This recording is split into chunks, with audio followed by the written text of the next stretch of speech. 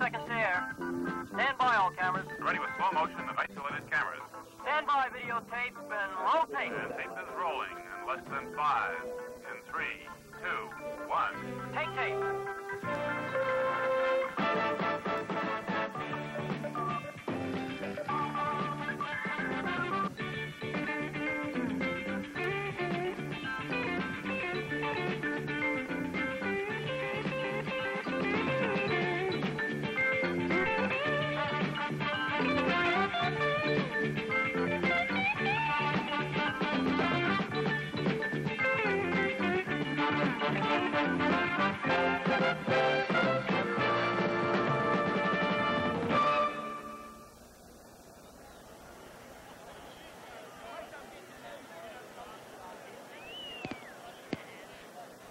From Baltimore Memorial Stadium on a cold night in Baltimore, Maryland, the Los Angeles Rams, led by quarterback Roman Gabriel, attempt to stay close to the NFC's Western Division leaders, the San Francisco 49ers.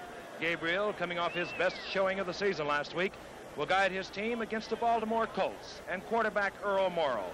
Earl Morrall, now in his 16th year, is having another superb year for the Colts. The Colts also need this one to stay a half game behind the Miami Dolphins in the AFC's Eastern Division. And NFL Monday Night Football is brought to you by Ford, who invites you to see all the 72 better ideas at your Ford dealers. And by Firestone. The name that's known is Firestone, where the rubber meets the road. Hello again, everyone. I'm Howard Cosell. Welcome to another Monday night of NFL football. We begin our show tonight just a little differently prior to the Rams-Colts game.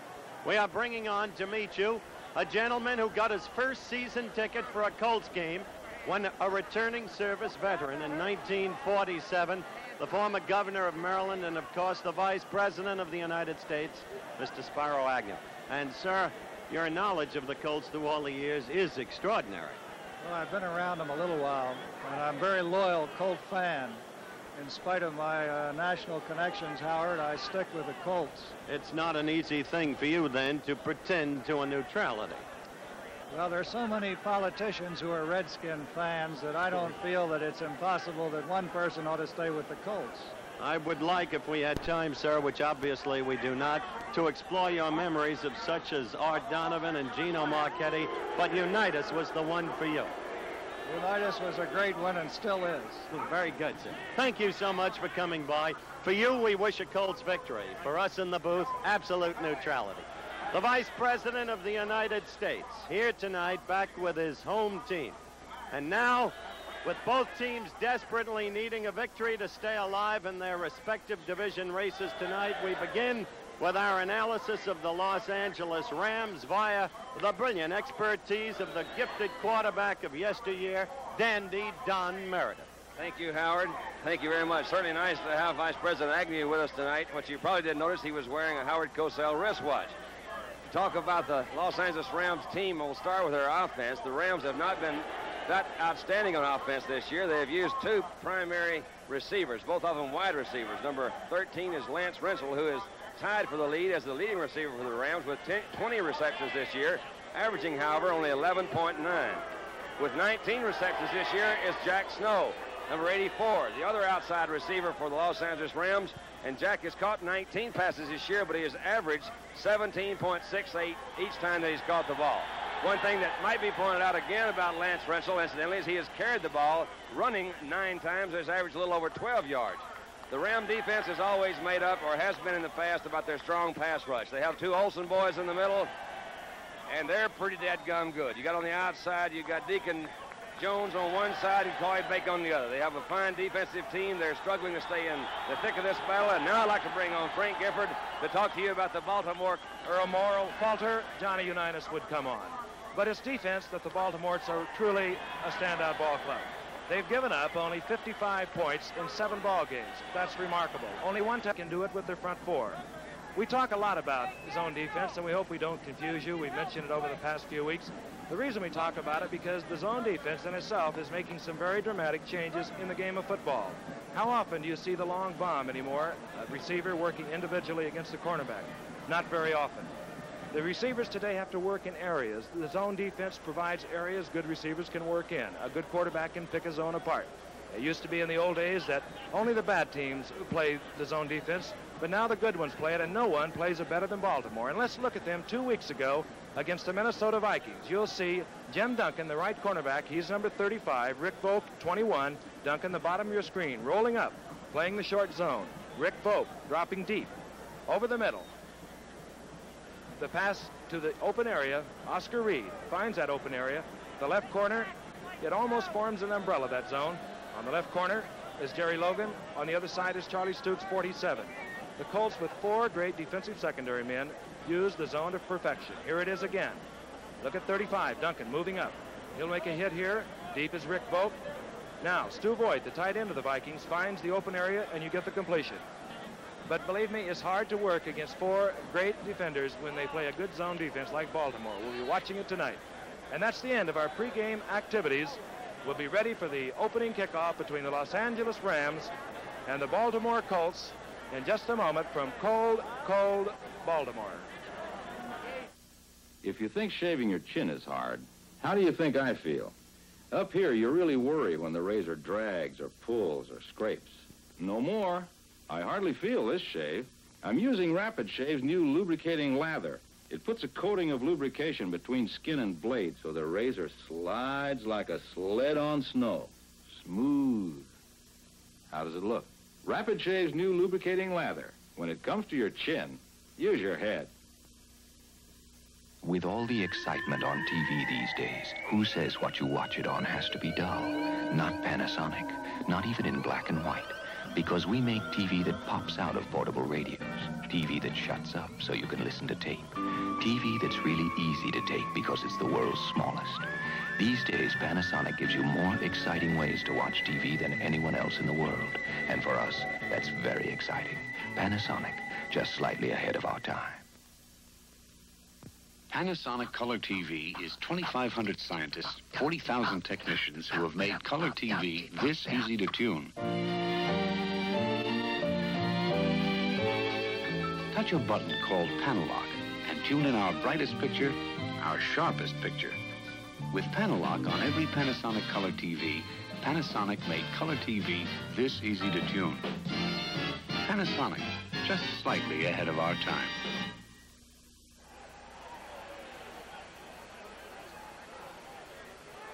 The preliminaries are over at Baltimore Memorial Stadium. 2 fine football teams now coming onto the field. The Rams will receive to your right. The Colts will kick off. There is the series record between these 2 ball clubs. Close, the Colts with the 5-game edge. The Los Angeles Rams record this year, 4-2-1. They trail the San Francisco 49ers by only a half game if they can win tonight. The Baltimore Colts record is 5-2. They need this victory to stay a half game behind Miami in the AFC's Eastern Division. A great Baltimore defensive club against some fine offensive players for the Los Angeles Rams. The Rams, unlike the teams in the past, directed by their rookie head coach, Tommy Prothro, a lot of college hijinks. You'll see many reverses. The 4th leading rusher for the Rams is their flanker, Lance Rensel, and that comes from reverses. Jim O'Brien will kick off for the Baltimore Colts. Deep, number 23, Alvin Haymond, and number 25, the speedster, Travis Williams. And he has broken open many football games, returning kickoffs. This is Jim O'Brien, the hero of this year's Super Bowl victory. And we're about underway, the temperature hovering right at freezing, a 14-mile-per-hour wind, and here we go.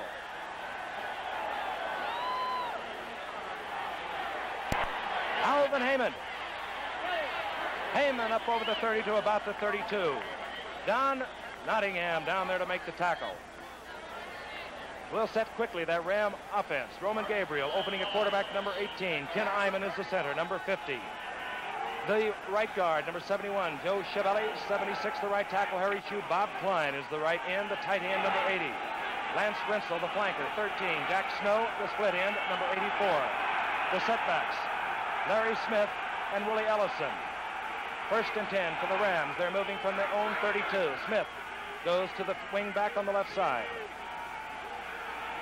Snow is right, Wentz is right, Gabriel going to the air immediately.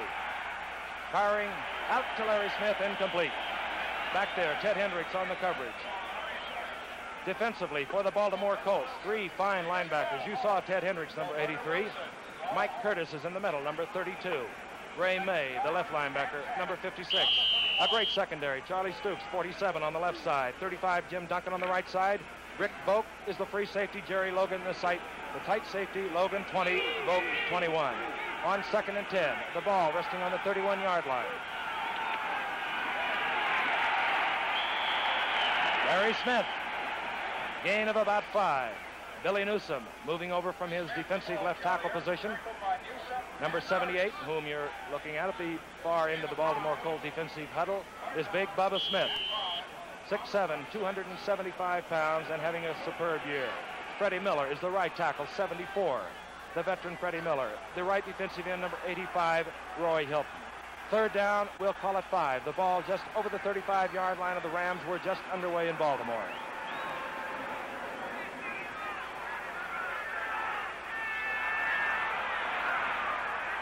Smith again.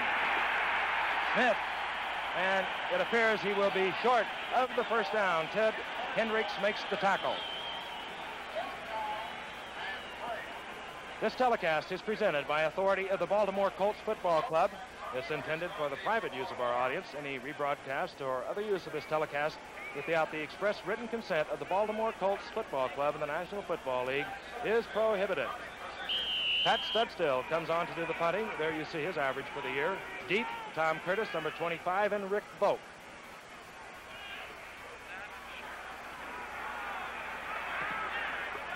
A wobbly end-over kick. Curtis with the fair catch at the 34-yard line. In Baltimore, a partisan capacity crowd takes over for their first series on offense. Not bad field position, not a very good kick by Studstill. And Frank, as you remember, we were advised to look for something special on the first play by the Colts when they had the ball. We don't know exactly what's coming up that's supposed to be special, but let's look anyway. And Earl Morrill brings up the Colts. 1st and 10 on their own 34-yard line. In motion is Perkins. The reverse to Eddie Hinton. Hinton driven out of bounds up just short of the 40-yard line. Eddie Hinton coming around. Nettles was there along with Kermit Alexander. Offensively for the Baltimore Colts.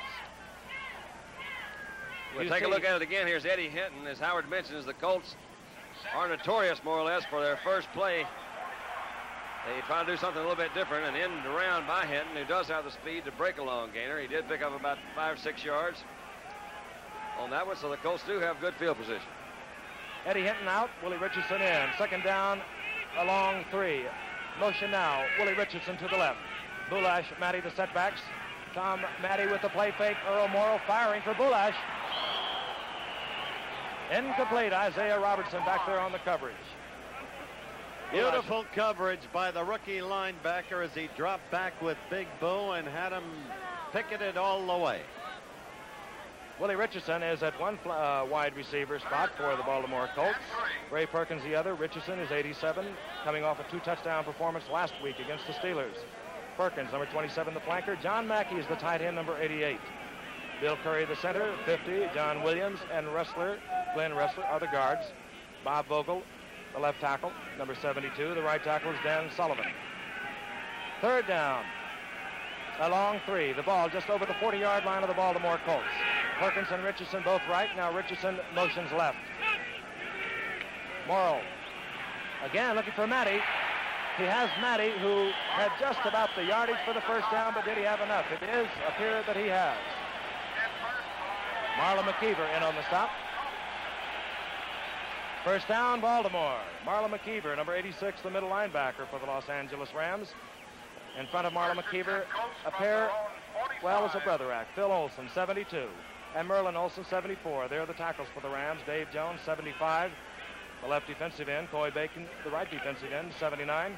Isaiah Robertson, one linebacker, 58. Jim Purnell, the other, 53. 1st and 10 for the Colts, just short of the 45-yard line. Boulash. Dave Elmendorf drags down Bulash, who moves over the 50-yard line into Ram territory. Tackle by That's secondary for the Rams. Gene Howard, the right cornerback, 21. Second down, Dave Elmendorf and 3. is the free safety, the rookie from Texas A&M. Kermit Alexander, the tight safety, number 39. Jim Nettles at the left cornerback, number 19. And there he is, a legend in the college football ranks at the age of 50. Deserted job security and said, I'm going to give it a try in the pros because that's where the action is. The ball on the 48-yard line of the Rams. Perkins right, Richardson left. Matty, big hole. Matty moving to the Rams' 42-yard line. Kermit Alexander and Marlon McKeever there to make the stop. Another Colt first down. Mr. Everything, Tom Matty. Kind of typifies the whole Colts team. Does nothing spectacularly well. Some said once he was too slow, but somehow he puts it all together and does what you have to do to win, and that's what the Colts did all last year right through the Super Bowl. 84, Tom Mitchell is now the tight end. First and 10 for the Colts. They're moving from the Rams. 42, Richardson motion left. The fake draw to Matty. Firing for Bulash, and Isaiah Robertson almost picks it off. And Don McCafferty, in his rookie year last year, he led these Baltimore Colts to the World's Championship of Football, a 16-13 win over the Dallas Cowboys. They call him Easy Rider because he's a kind of a gentleman at 6'5". And on that last play, Frank, as you noted, number 58, Isaiah Robertson, knocked the pass down. That's the third play you've seen this brilliant young rookie from Southern University in already. Keep an eye on him all night. Two rookies in this defensive unit. The other being the already mentioned number 42, Dave Elmendorf. And Prothero has proved that his confidence in these rookies has not been misplaced as the Rams have built themselves into contention again. Earl Morrill moving from the Rams 42 on 2nd and 10. Again, Richardson motioning left. Fired for Perkins. He has the football. He's in the arms of Nettles, but he scrambles inside the 30-yard line. Jim Nettles finally dragging Perkins down. Super catch by Perkins there. He caught that one in between two defenders. One of the reasons to send a man in motion, as they have done, the Colts have done the last few plays, is that it makes the defense change their coverage at the last instant or the last second. So you'll see Richardson go in motion to one side, and if the Colts had designed a zone in their defensive huddle, they'd more or less change it. But they'd see a man go in motion because you can't let a man with Richardson's speed and knowledge of the game get loose man-to-man coverage on the wide side of the field. First and 10 for Baltimore on the Rams' 29-yard line. Out to the left is Richardson. Motion right is Perkins. The ball goes to Bulash, and he's hit hard. Wow, was he hit? I think that's one of the Olsen boys up there. Coy Bacon finally made the stop, but he ran into, I believe, either Dave Jones or Merlin Olsen. Number 75 is Jones. Watch. Actually, that's McKeever coming up from his middle linebacker along with Jones. As we've mentioned before, Bulash is having a super year, and he is not only a speed runner but a power runner. McKeever had a good lick on him that time. Whoever it was, he'll think about it next time. Second and 10 for Baltimore, moving now from the 29-yard line. Perkins motions right. Morrow looking deep for Richardson. This one will be picked off. Gene Howard. Gene Howard scrambling up over the 15 to the 19-yard line. Frank, that ball was poorly thrown. He had a man open out in the flat. It was Bulash. I suppose he was trying to go deep, but it was terribly underthrown, 10 or 12 yards, I would say. And Howard was right in the middle. And with timeout, the score is Baltimore nothing, the Rams nothing. Unfortunately, your new 1972 Winter is almost ready for delivery. Fortunately, a new Firestone tire that will change the way you feel about winter driving is ready for delivery now. Firestone stops you cold, starts you cold, helps you steer your way through winter weather. New Firestone asymmetrical town and country tires. The winter tire with 3 separate treads. An open traction section to help you start or stop. Center Z-bars for stability and mileage. A stable traction section to help your steering control. adding up to a wide tread that holds a third more ice-gripping studs than any tire we've made before. These new tires are designed for front wheels, too, to give you even more steering and stopping control on ice. Winter always has a few surprises for you. This year, get Firestone asymmetrical town and country tires from your Firestone dealer or store, and you'll have a few surprises for winter.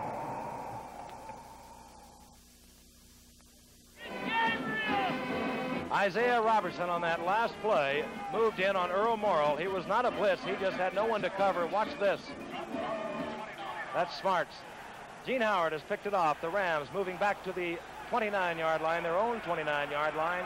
Take over, 1st and 10. A little over 8 minutes in the first quarter remain to be played. Gabriel marking the automatic.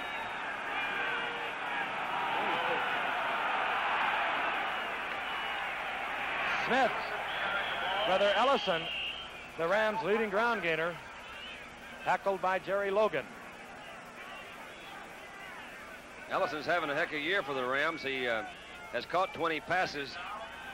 And as Frank mentioned, he is the leading ground gainer, averaging a little over 4 yards per carry. He has been kind of an on-again, off-again football player. He seems to have gotten it together this year. The Rams, 2nd down and 2, a pickup of 8 by Ellison. Grensel and Klein, the tight end, are to the left. Grensel 13, Klein 80. Jack Snow is on the right side. This is Smith, another big hole. Mike Curtis makes the stop from his middle linebacking position. Plenty of yardage for the first down. Moving to the 44 is Larry Smith. Another versatile football player for the Rams. He's averaging just under 6 yards. As a matter of fact, the Rams have had a fine running game all year long. 1st and 10 for the Rams on their own 44-yard line. Out to the left comes Lance Rensel. Jack Snow, the other wide receiver, is inside Rensel, the second Ram in that you can see. Nowhere for Larry Smith. Number 81, Billy Newsome, moves in to make the stop. And Billy Newsome has been a fine surprise for the Baltimore Colts this year. He's tied with Bubba Smith at getting at opposition quarterbacks.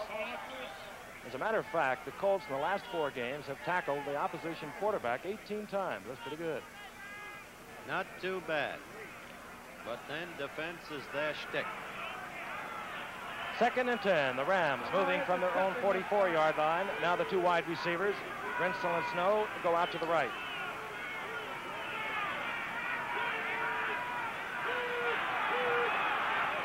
Straight drop back, both backs out. Intended for Ellison and deflected. That's been one of the assets that Roman Gabriel has had. They say he's 6'4", almost 6'5". He very seldom gets past his block. That time he did get the pressure and he did throw it. Roman has gotten off to a rather slow start this year. His last 2 games have been by far his best of the season. He was injured earlier had some ribs, and he had a slight concussion against the 49ers, and only in the last 2 ball games has he been passing with the efficiency that Roman has passed with in the past. 3rd down and 10. The Rams moving from their own 43-yard line.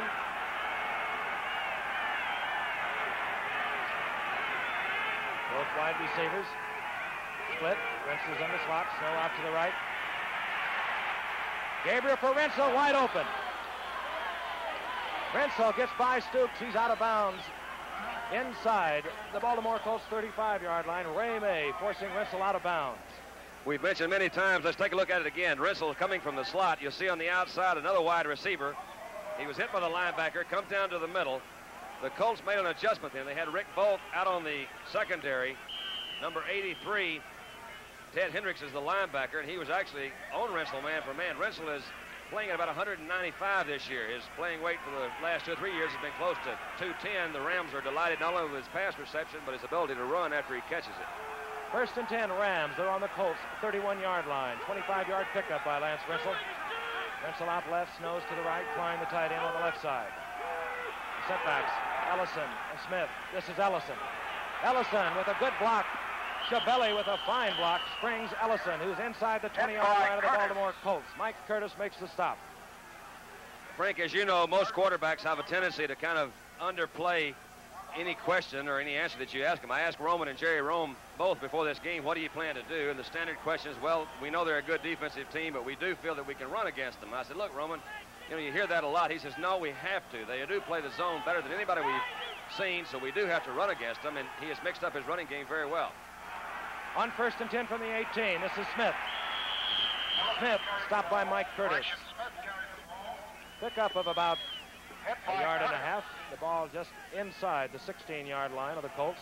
Another thing we mentioned earlier, the Rams like to do, they like to run a lot of reverses. They run them to their tight end, they run them to Rensel, and they'll play fake off it, they'll screen off it. And every week they seem to put something new in. Just a little Tommy Prothrow wrinkle. On 2nd down and 8 from the 16. Rensel's left, Snow is right.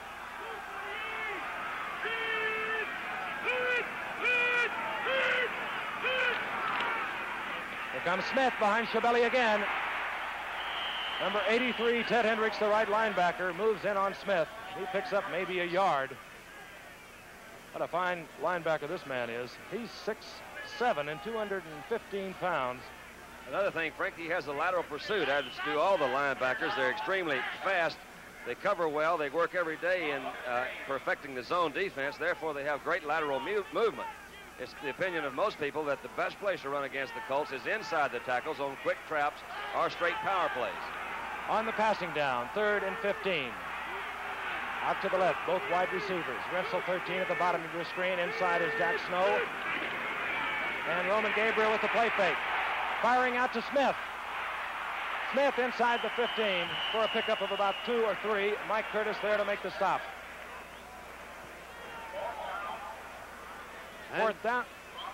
Fourth down, and David Ray will come on for the attempted field goal. David Ray, 11 out of 15 for 49 points thus far. He's kicked them from 47, 46, 45. He'll be kicking this from just inside the 20-yard line of the Baltimore Colts.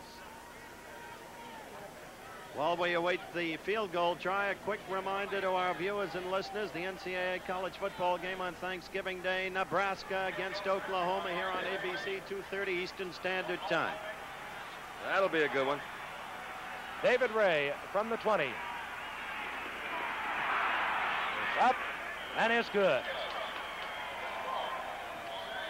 In NFL Monday Night Football, the Los Angeles Rams versus the Baltimore Colts continues from Baltimore's Memorial Stadium with the score, the Rams 3, the Colts nothing.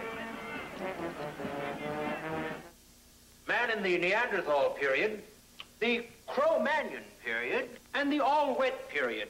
Note the slick-down hair. Today, of course, the look is dry and natural. So command was created to hold without looking wet or oily. Blue label for normal hair, silver for stubborn, and red with natural grooming conditioners. Oh, Command Tahitian Lime Antiperspirant to help keep modern man dry, period. Getting onto the freeway at rush hour is a challenge if your car has this problem. Step on the gas and it stumbles, falters. That's called hesitation. In real cars, it may be caused by poor fuel distribution. If it is, you may get help from Esso. 3 new efficiency gasolines with HTA. Try a couple of tankfuls. For a lot of cars, that's all you may need to overcome hesitation and help you meet the freeway challenge.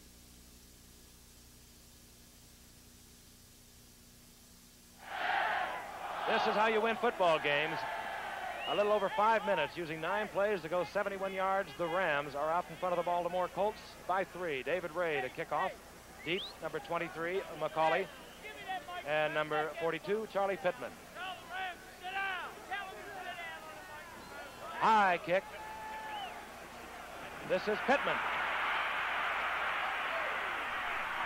Pittman running hard to the 25-yard line. Matt Maslowski makes the tackle for the Los Angeles Rams. He's quite a story, Frank Maslowski. Never even played college football, really. Came to camp, an outsider. Nobody gave him any kind of shot, and he's turned up very well on the special duty team. Baltimore, 1st and 10. The ball just over their own 25-yard line. Out to the left goes Willie Richardson. To the right is Perkins. Matty on the sweep, moving behind Williams. 75 Williams with a fine block as Matty moves to about the 33. Isaiah Robertson to make the stop. You know, you watch Morrill at quarterback. You know Unitas is behind him. But George Plimpton, the adventurous amateur, played with the Detroit Lions some years ago, switches teams and plays with the Baltimore Colts against the Lions for a TV special. Huddle with Plimpton, the great quarterback sneak on his ABC special Friday night, November 26th. Georgie Boy will do it. Second down, about 1.5 yards to go. We'll make it 2. Out to the left, Richardson. Perkins to the right. The ball from the 34-yard line. This is Matty. Phil Olsen there, along with number 86, McKeever. Matty moving to about the 38-yard line. At the end of the first quarter. And that's the end of the first quarter with the score, the Rams 3, the Colts nothing. Wow, that was fast. Well, they...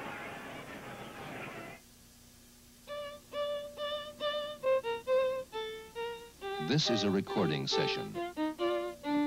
The studio, the quiet interior of the 72 Ford LTD.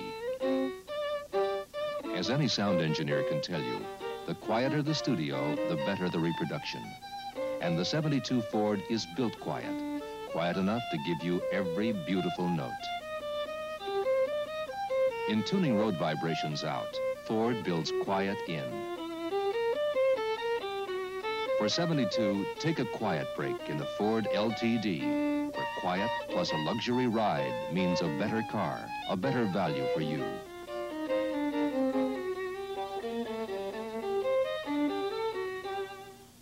Test drive Quiet Plus at your Ford dealers. Another better idea from Ford.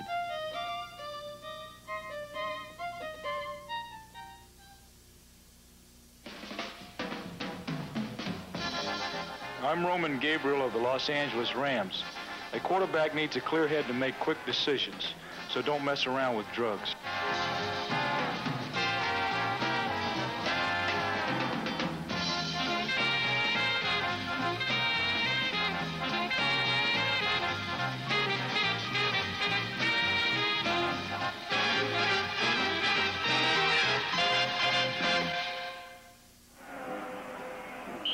I understand part of it. What's a shrub job, John? I don't understand the first part as the man, but I was state championship drubs. I'll put it back. I was a member of the state championship shrub judging team in a 4-H club in Texas for 2 years in a row. It says Howard the man, and the billing was right. Yeah, I guess you're right. From the 37, the Baltimore Colts, Morrill dropping straight back, firing for his tight end Mitchell, who just got turned around. Don, you laid it right in the line earlier when the Colts, having established the effectiveness of their own running game, were thwarted by an interception. You said Morrill threw poorly. Now your characterization of that last throw. Was not nearly as bad a throw. Mitchell should have looked earlier. He really should have. Coming out on the tight end, one of the things that a quarterback has a real problem with is that a receiver, knowing his route, he has to know when to look back at the ball. Now, he was running 20 yards down the field and did not look back. That ball was almost intercepted. Now, I don't know what the timing is that they try to perfect in their workouts, but it is a coordination thing, and I can't really say that was a bad throw, but it looked to me that Mitchell did not look back in time. Which makes it 2nd and 10 for Baltimore from their own 38. Morrow firing quickly to Mitchell this time, and Mitchell is hit hard by Kermit Alexander. He looked on that one. That is a good pass. Unitas has thrown that many, many times. And there's Earl there, but it is a quick slant in by the tight end or the X end. It's called many things by many people, but Mitchell is big, he's strong. There's very few linebackers that really can keep him on the line of scrimmage effectively, so he can get off the line of scrimmage, look inside, and if you catch the middle linebacker going the other direction, there's a big hole in there to throw the ball to him, and that's what they did that time. 3rd down and 4. Willie Richardson, Perkins come to the left, both wide receivers, the tight end Mitchell to the right, the ball at the 44-yard line, the Colts' own 44-yard line. The draw play. Matty squirting to a hole close to a first down. Marlon McKeever there to make the stop. You may have noticed on your screen that time that Deacon Jones, number 75, appeared to jump off sides. I read a couple of articles after their Miami game, and Deacon was called for an offsides, which was a very vital offside penalty, which actually a lot of people think maybe he cost a touchdown, but he has been suffering from a sore arch or an instep all year, and Deacon says, well, you know, I'm doing my best, says I've relied on my speed so long to anticipate that count and still be as effective as I can with my speed.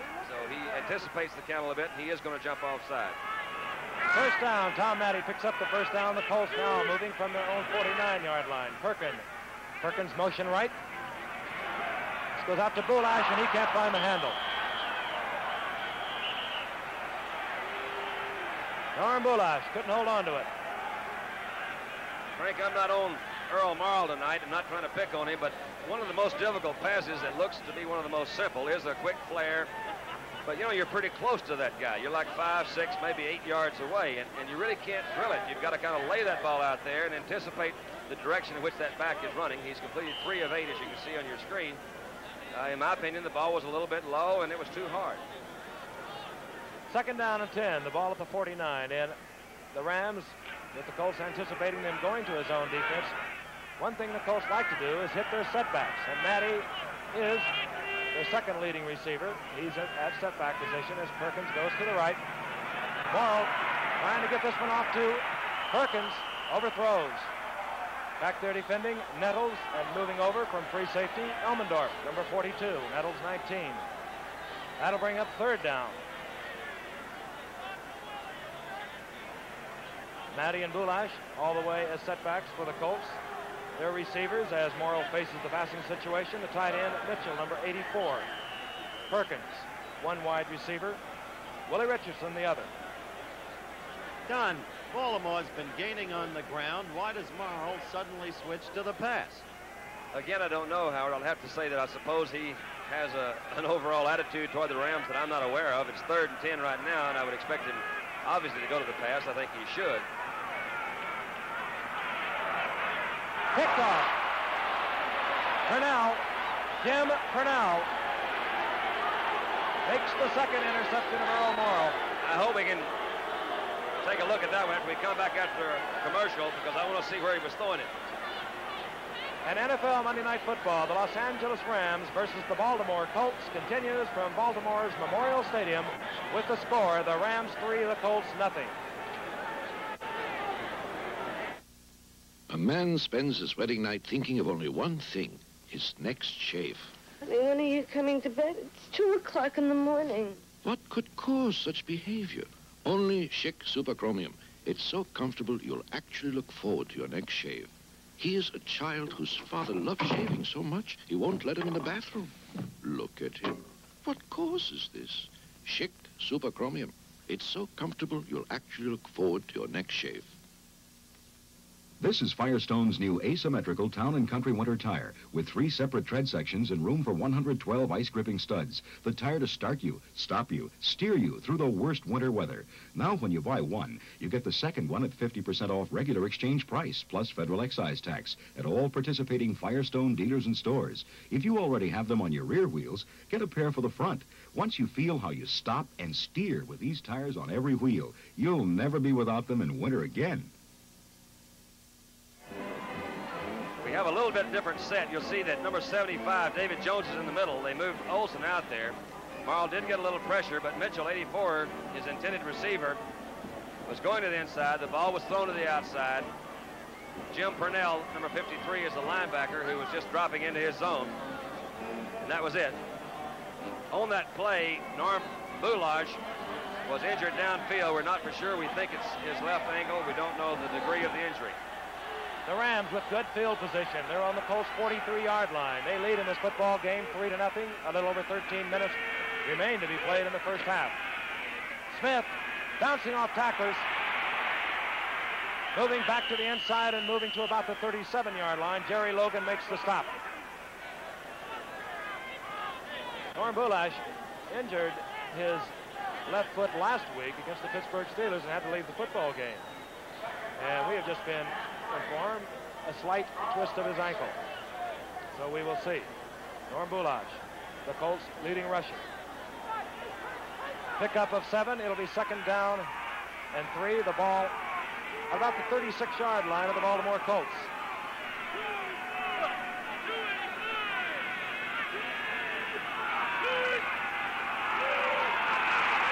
Colts threatening the blitz. They come with it.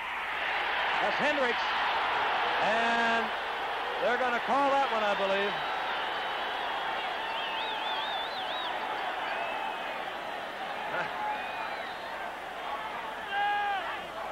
Well, the flag went down as Gabriel tried to get rid of the football.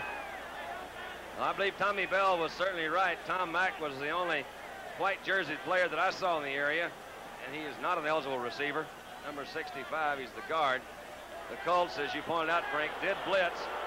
I have no clue what he's doing. Oh, I know, he's going back. It is a penalty from the original line of scrimmage. Sorry about that. That's a rule change this year. 15 yards from the line of scrimmage. Intentional grounding the ball.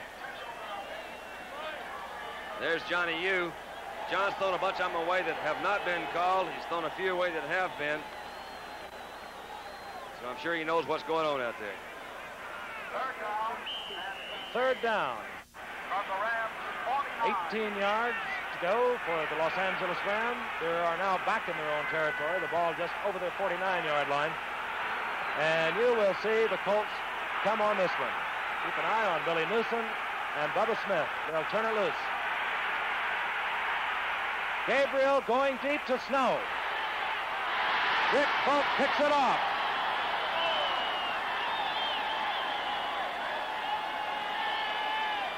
As it turned out, it's not that bad. The Colts are now on the 6-yard line. As effective as a punt. That wasn't what he intended to do. And Bob Klein on the tackle. And with timeout, the score is the Los Angeles Rams 3, the Baltimore Colts nothing. Aurora has put together a whole stable of new thoroughbreds. Aurora Factory Experimentals, AFX cars. You really drive them with your pistol grip power stick. And when you get good enough, you race them. AFX Power Pack plugs right into the wall for continuous action. You can collect all the AFX cars separately or in sets. AFX sets come with 2 cars, track, power equipment from the model motoring division of Aurora. We're for real. Is that the game? Yes. It's called Skittle Tennis. The object of the game is to wrap the ball around the stake. Seems fairly simple. Of course, you have an opponent who tries to do the same thing in the opposite direction. Seems simple. Let's play. You serve. Let's play. You serve.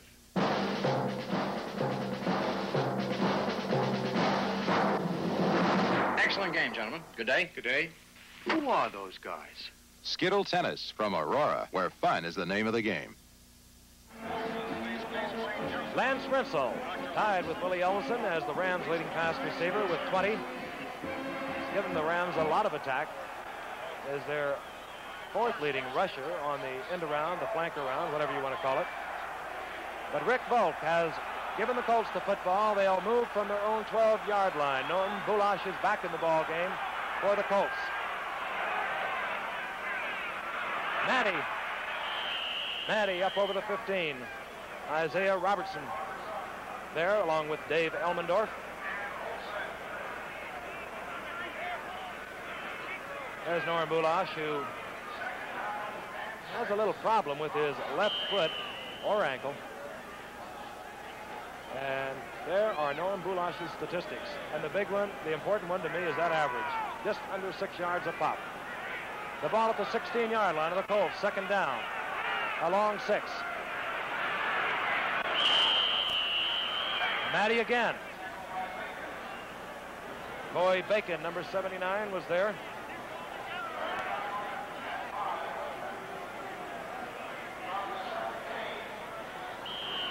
Pick up about 1.5 yards. The ball now on the 17-yard line.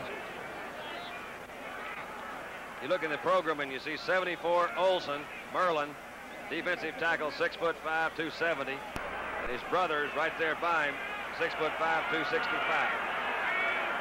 3rd and 5, the ball at the 17 of the Baltimore Colts. Here comes Perkins, Richardson in motion. Perkins, the wide receiver at the top of your screen. The draw play to Bulash. Phil Olson, number 72. The first one don't get you, the other one will. And Merlin kind of slowed him up back in the backfield, and Phil came in and closed the gap on him. 2 great football players from Utah State.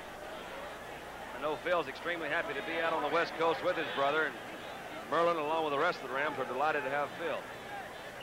4th down, Bulash missing the 1st down. Into the ball game, David Lee. There are his statistics.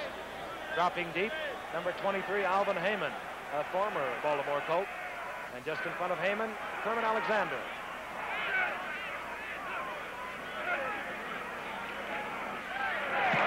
Good pressure, and you're going to see the penalty flag on this one. Dave Elmendorf wiped out David Lee, the punter. He got him pretty good, too. Let's take another look at it. Here is Lee, number 49 for the Colts. The kicker is in a very vulnerable position, as you can imagine. His concentration is in the area of kicking that ball. He's off the ground. You'll see Elmendorf coming in, catches that left leg of Lee's and turns him a flip. A lot of injuries were caused in that way. What David Lee was complaining about was he was saying that he was, rather not David Lee, but Dave Elmendorf was saying he was blocked into that. Which is true, Frank. That's, you notice that was only a 5-yard penalty. Rather than roughing the kicker, you got a 5-yard penalty off that, but it was a good lick to David Lee anyway. It does set up first down for the Colts. We'll take a look at it again. You make your decision as whether he was blocked into it or not. Watch number 34, Tom Nowatzki. I would say no. I think Nowatzki missed him. Now, from the 24-yard line, Nottingham is in replacing Bulash. Morrow dropping deep, looking for Richardson. He has him. Willie Richardson at midfield. Morrow loves to throw to Willie Richardson. He couldn't be more delighted that the Colts got him back. Richardson is a wise receiver who's got a very, very deceptive change of pace as he goes out for the football. Came back a week ago with heroics as the Colts beat the Pittsburgh Steelers. Watch the play again. You see Willie moving in and quickly moving upfield until finally tackled by 3 defensive men. But Willie Richardson was traded first to Pittsburgh, on to Miami, given up as washed up by the Dolphins, back with the Colts and starring. First and 10, the Colts moving now from their own 49. This is Willie Richardson running towards you in motion. Morrow being pursued. I believe that will be incomplete. The pass attempt to Tom Matty. Morrow getting a lot of pressure from Marlon McKeever coming in from his middle linebacking position. Nonetheless, the Colts had the opportunity to get out of trouble on the wings of Los Angeles' first mistake of the game. That was the kicking penalty, rushing the kicking penalty against Elmendorf. 2 key turnover mistakes, interceptions on Morrow by the Rams, enable the Rams to get their early 3-0 lead. As always in football, the mistakes in the long run, when good teams are playing, the team making the most mistakes figures to be trailing. Second down and 10 for Baltimore. They're moving from their own 49. Perkins goes motion right. Backed up at the line of scrimmage.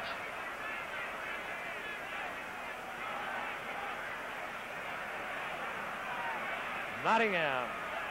Marlon McKeever again on the play. Now Nottingham will come out of the game. Bulash back in.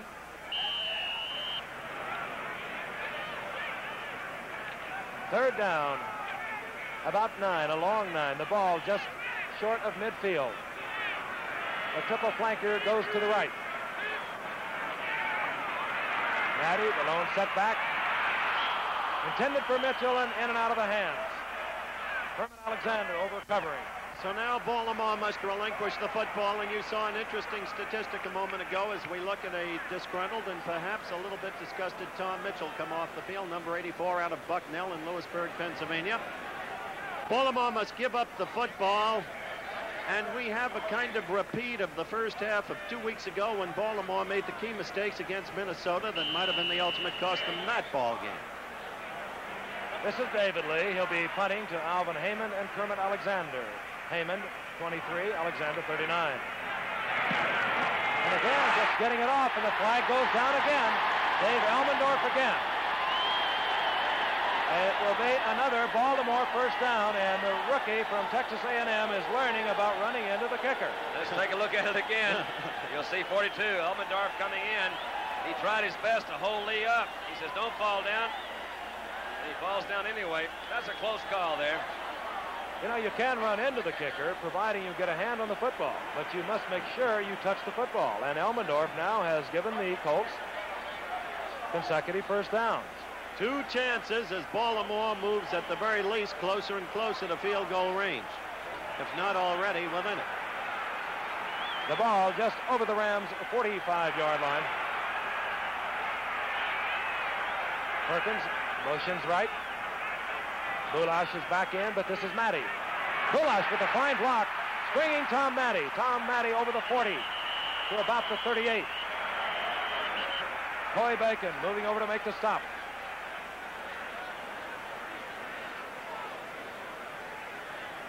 Norm Bulash leading that play, made a fine block that gave Matty the opportunity to make the cutback. Pickup of 7. I was talking to some of the Colt players about Bulash. They say one of the nicest things about him is that he's a star and doesn't know it. Averaging just under 6 yards per carry coming into tonight's ball game. Tom Matty not with the big average, but very effective as a receiver. It's 2nd down and 3. The ball at the 35-yard line of the Rams. Matty on the trap block. Inside the 35 to the 31. Dave Elmendorf, Jim Purnell makes the stop.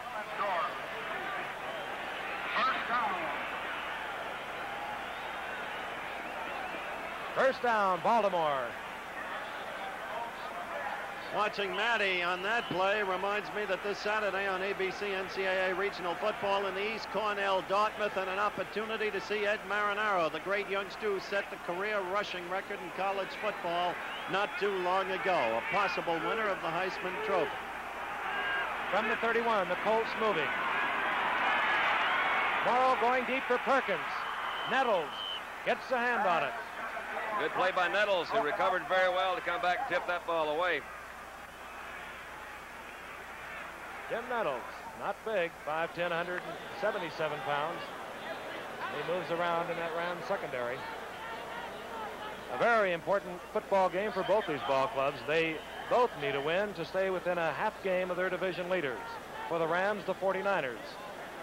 For the Baltimore Colts, the Miami Dolphins. Seeing Nettles make that play out on the corner, Frank. Nettles came to L.A. from the Philadelphia Eagles. He was actually one of the guys that the Cowboys tried to pick on. At that time, he was playing safety. Doing much better out on the corner. On 2nd and 10 from the 31. Morrow back rush hard. Willie Richardson. Gene Howard made the stop, and Richardson will be very close to the first down.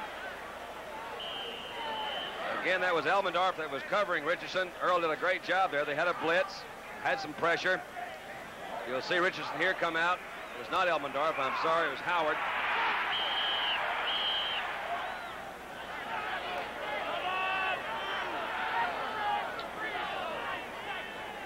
Purnell goes out. Geddes comes in on the short yardage. It'll be 3rd down, less than 1, as you see. Richardson will come out for the Baltimore Colts. Mackey will come in for their short yardage offense.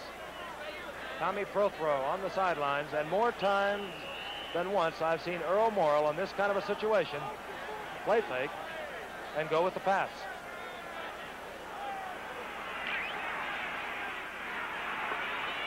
A little over 6 minutes remain in the first half. The Rams out in front, 3-0. 3rd and a foot. Matty, motion left. Lou gets the call, and he breaks tackles down to the 10, inside the 10 to the 7. Oh, has that young man got power. Tremendous explosion, too, just as he broke through the line, had those knees up, turning. Quick opener. See it in slow motion here. Bulash, 36. Good blocking up front. Watch McKeever, 86, come over, being taken out of the play. Those knees up. Elmendorf, 42, comes up, makes contact. Bulash barely slows down. That's Kermit Alexander coming over, and Howard, 21, to stop him. It'll be 1st and goal for the Baltimore Colts. They're moving on the Rams' 8-yard line. Out to the right goes Perkins. Willie Richardson comes left. That's the story on Bulash. Matty again behind Bulash. The flag is down. Marlon McKeever. Ken Geddes, who has replaced Purnell at left linebacker for the Rams. Again, we'll remind you a flag is down at the line of scrimmage. Frank, I've watched Baltimore in several key situations. Looks to be possibly an offside penalty against the Rams. But several key situations, they have run directly at David Jones, number 75. Some people may wonder why. David is an outstanding defensive end, but of the 4 front linemen, he is 15 pounds the lighter man. He is weighing in at 250, and David has been known to play actually at much less than that. Excellent in pursuit. He has great speed and quickness. He is not as big as the other guys and may not be as strong. Again on first down, the ball inside the 5. Matty on the quick trap. He's behind Ressler. Clint Ressler with a great block as Matty goes in for the touchdown. Beautiful play. You'll see the fake that he made to the outside to Boulage. Actually, you'll see Earl here fake out to the outside. That takes Jones to the outside. A quick trap coming on the inside. Number 62, Glenn Ressler, was the guy that came over and trapped again. Let's take another look at it from the end zone camera. Watch the fake. Here's Ressler blocking on Phil Olson. Great trap block. We say trap block because if the guy can't see him coming, if it's not straight on, that's a trap block. Ressler came from the offside to block Phil Olson, number 72. Open that one up. And what a fine block it was as Jim O'Brien splits the uprights. On NFL Monday Night Football, the Los Angeles Rams versus the Baltimore Colts continues from Baltimore's Memorial Stadium with the score, the Colts 7, the Rams 3. This is Ford's Pinto 3-door runabout. Different where it counts. We finish Pinto with 5 coats of paint so it can fight off the salt air of Maine. And we made Pinto small enough for maneuvering through New York traffic. We designed Pinto to start easily on December mornings in Minnesota. We made Pinto roomy enough for tall Texas drivers. We gave Pinto the strength to climb the Rockies. Pinto was made to stop quickly in emergencies on Los Angeles freeways. And for windy days on the Golden Gate Bridge, we gave Pinto a wider track than the leading import. The Pinto 3-door runabout. See it at your Ford dealers. Pinto, different where it counts. Another better idea from Ford. Baltimore has moved 88 yards in 9 plays, but more important, look what they've done in ball control. 2 big penalties helped them. The Rams used over 5 minutes to get on the scoreboard with the field goal.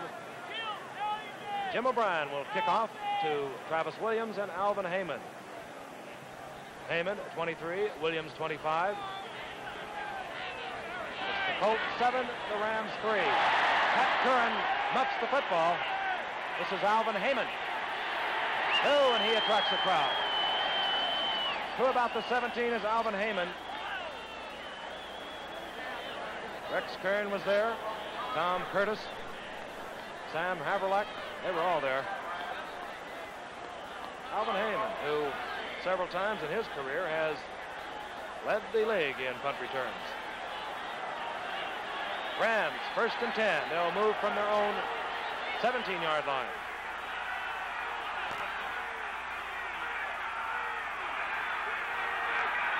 Ellison and Smith the setbacks. This is Ellison. Mack out in front, number 65 with a good block. Moving to about the 24, Rick Volk to make the stop.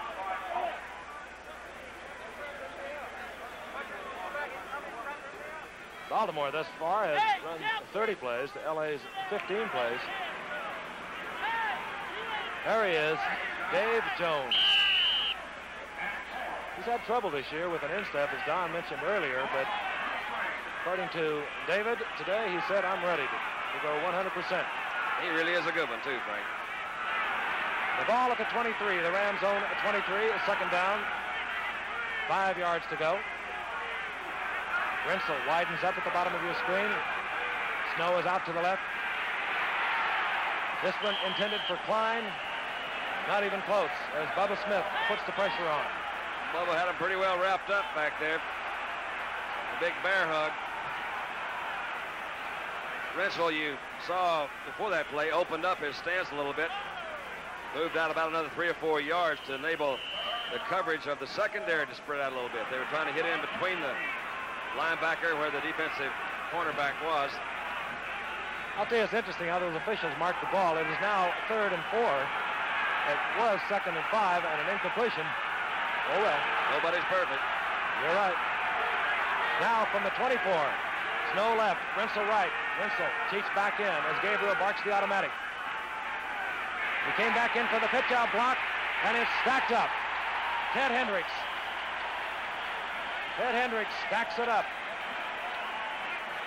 A loss of 3. Ellison dropped behind the line of scrimmage.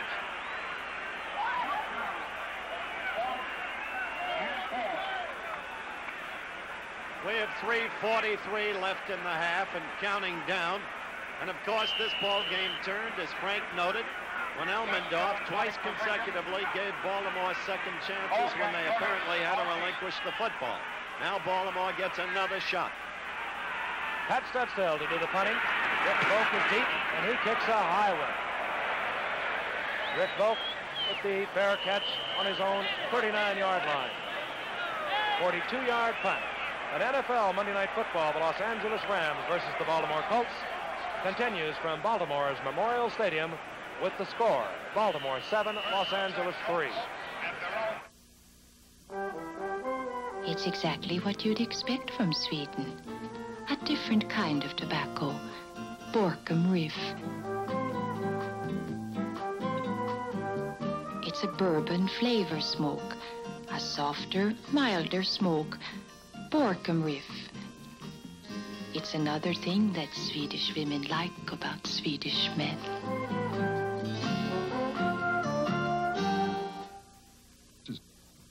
This is Firestone's new asymmetrical Town and Country winter tire with 3 separate tread sections and room for 112 ice-gripping studs. The tire to start you, stop you, steer you through the worst winter weather. Now, when you buy one, you get the second one at 50% off regular exchange price, plus federal excise tax, at all participating Firestone dealers and stores. If you already have them on your rear wheels, get a pair for the front.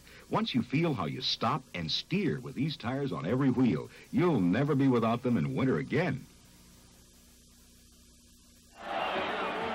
3 minutes and 19 seconds remain to be played in the first half in Baltimore, Maryland, on a cold night. The Rams getting out in front of the Baltimore Colts in the first quarter. A 20-yard field goal by David Ray. Tom Maddie scored from 4 yards out, climaxing an 88-yard drive by Baltimore. Baltimore out in front 7-3. Maddie again with the football, again behind Gulash. And Ressler was out in front again. Isaiah Robertson moving over. Pickup of about 3 yards for Maddie. And we're watching a hard-hitting football game, and there were some wild ones yesterday. We'll see the highlights of those games as selected by Howard. And selected by the producers of this show in their infinite knowledgeability. 2nd down and 8. Baltimore moving the ball from their own 41. This is Perkins. Willie Richardson moving in motion left. Quickly over the middle. Pass intended for Mitchell. Covered as he will be all night by number 39, Kermit Alexander. Earl Morrill having his problems tonight. Earl has certainly had some very good days. He is the first one, I'm sure, to admit that a pass like that last one was not the way it should have been thrown. It was thrown too hard, again a little bit too low, and looked like a little bit behind him. Statistics spoke for themselves as just flashed on the screen. 5 out of 16. 31% completion record for the night thus far. The ball at the 41 of the Baltimore Colts. 3rd down and 8. Morrill with his drop back. Firing for Willie Richardson. Incomplete. And Willie Richardson that time was wide open, and Morrill was even unhappy. Wide open is correct. And he has good reason to be unhappy. He is a veteran professional. 4th down. David Lee will come on to turn the football over to the Los Angeles Rams with 2 minutes and 33 seconds remaining in the halftime. Let's check and see if Elmendorf is still on that punt return team. I bet he'll be delicate if he is. They may tell him not to rush the kicker this time. You know, it's amazing. Elmendorf is one of the rookies, as Howard pointed out, on the defensive squad for the Rams. He is from Texas A&M.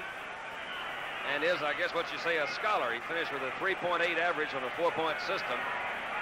That's not bad. Alvin Heyman. Heyman moving back to the 40-yard line. Dennis Nelson there to make the stop. 34-yard punt. David Lee, who came into the game averaging 42 yards. Kind of a knuckler for 34 yards on that one. 3 deuces right there. Whoops. Getting close to that 2-minute period. We'll see what the Rams can do in the closing minutes of the first half. Roman's going to have to put it in the air, it looks like. They have their 3 timeouts remaining. That's the score. Gabriel sending backs out of the backfield. It's Smith. Smith into Colt territory to the 43. That was smart. Frankie had a pattern call to the wide side of the field, actually expecting a zone. They were in a zone, came back to Smith, who had gone out in the flare on the weak side. NFL Monday Night Football, the Los Angeles Rams versus the Baltimore Colts, continues from Baltimore's Memorial Stadium with the score. The Colts 7, the Rams 3. I'm shaving in this Demolition Derby car to prove how hard it is to nickel cut yourself with this new razor, the Easy Rider from Schick. You see, these protective bumps, woo, along the guard bar, help to keep the blade from digging in. A safe, smooth shave. Right now, you can get this Easy Rider razor free when you buy this special pack of Schick Super Chromium blades. It's a good deal. Esso asks, does your car suffer from hesitation? For instance, when you really give it the gas, does your engine seem to sag momentarily? That's hesitation. Or does it ever feel like gusts of wind are hitting you head on when there isn't any wind at all? Esso has now improved all 3 of its gasolines. These improved gasolines can help eliminate the cause of hesitation, and that can result in smooth performance and good mileage.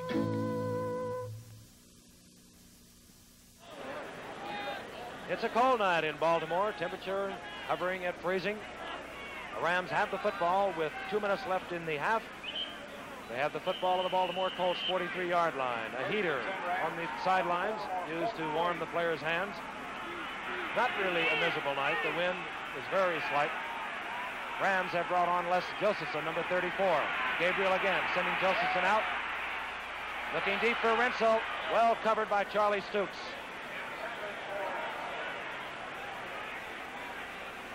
Don't forget, folks, this Saturday on ABC, NCAA Regional Football, Cornell, Dartmouth. We've told you about that in the East for our Eastern viewers with Ed Marinaro of Cornell, Arkansas, SMU, Kansas, Oklahoma, Washington State, Oregon State.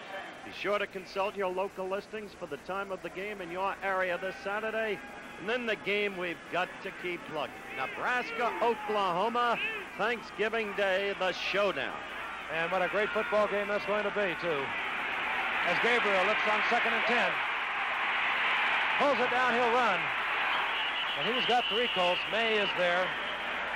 Curtis, number 32. May, 56. It's a frightening realization when you go back to throw in this period and you look down the field and all of your receivers are covered. And that was the case that time. He had 3 men downfield and the Colts secondary did an excellent job. And Roman says, man, I got to do something with it, so I better run. And he picked up 9 yards as the Rams used one of their timeouts. They'll now have 2 with the clock showing 1:36. Gabriel moving over to visit with Tommy Prothro. I thought Gabe Frank showed all the speed of a youthful Meredith then. He was in the area. You know, the one thing that might be pointed out, on a night like this, we've mentioned the weather that is cold. Quarterback's function as a quarterback doesn't call on him to run that much. Now, he gets hit. We've showed several times when the quarterback does get hit from the blind side as he's attempting to pass. But when you run, you're just not used to running. You don't go in from the training camp. You don't get used to running. You don't take the ball and run. So a quarterback's muscles are not really toned up for that. Take, for example, I tried to play tennis this week, for example. I haven't played in about a month. Man, I was so sore after that. You're using muscles that you don't use ordinarily. So Roman gets paid to pass. He's not getting paid to run. When he does run, it's taking a risk. And oftentimes injuries come out of it. How about that? That covers the area. That's it, in the area. 3rd down and 1. Roman Gabriel conferred on the sidelines with head coach Tommy Prothro. Logan, the defensive captain for the Colts, was over talking to his coaching staff and his booth.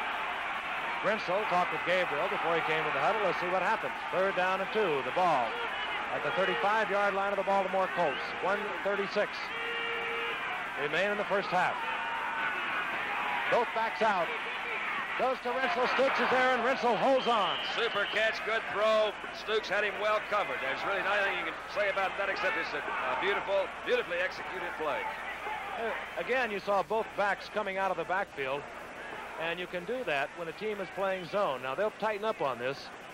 Stukes moving to the inside. They caught him in a man-for-man that time, Frank, which is unusual, but we have pointed out before against the zone, when you get down into this area, the 20 to 30-yard line, it's very difficult because the zone is not nearly as effective. You don't have as much field to work with or as many areas that you can allow the other team to have, so they're more or less forced to play a man-for-man coverage. Rensel ran a basic pattern, a down and in or a post pattern as it's called, but the primary responsibility for Stukes is, hey, I can't let him get deep, and I don't want him to get to the outside. I don't have any help out there. On the inside, he does have at least linebackers in the position to block the view from the quarterback to the receiver. That's how much time he's got before the halftime. They're down now about the 17 or 18-yard line, and they do have a first down. And he has one timeout to work with. Out to the left goes Jack Snow. Rensel to the right. The tight end, Bob Klein, opens up on the right side. Colts faking the blitz. Hendricks is in the middle, as you see. Freddie Miller couldn't hold it any longer. He's going to accuse the Rams of drawing him off sides. I believe that's Bubba talking to him, too. Bubba was lined up over the center that time. Bubba comes in from his defensive end position to line up right over the center. Now, we can't see whether anybody is drawing him off or not, but yeah, that's Bubba Smith coming through. And he's giving Ken Hyman a pretty good forearm. They did call that Bubba was offside. He didn't like it. He said, wait a minute. That man moved. The center actually can't even move his arms in a situation like that because after he does take the position over the ball, he has to remain there until the snap counts. First and 5, the ball at the 12.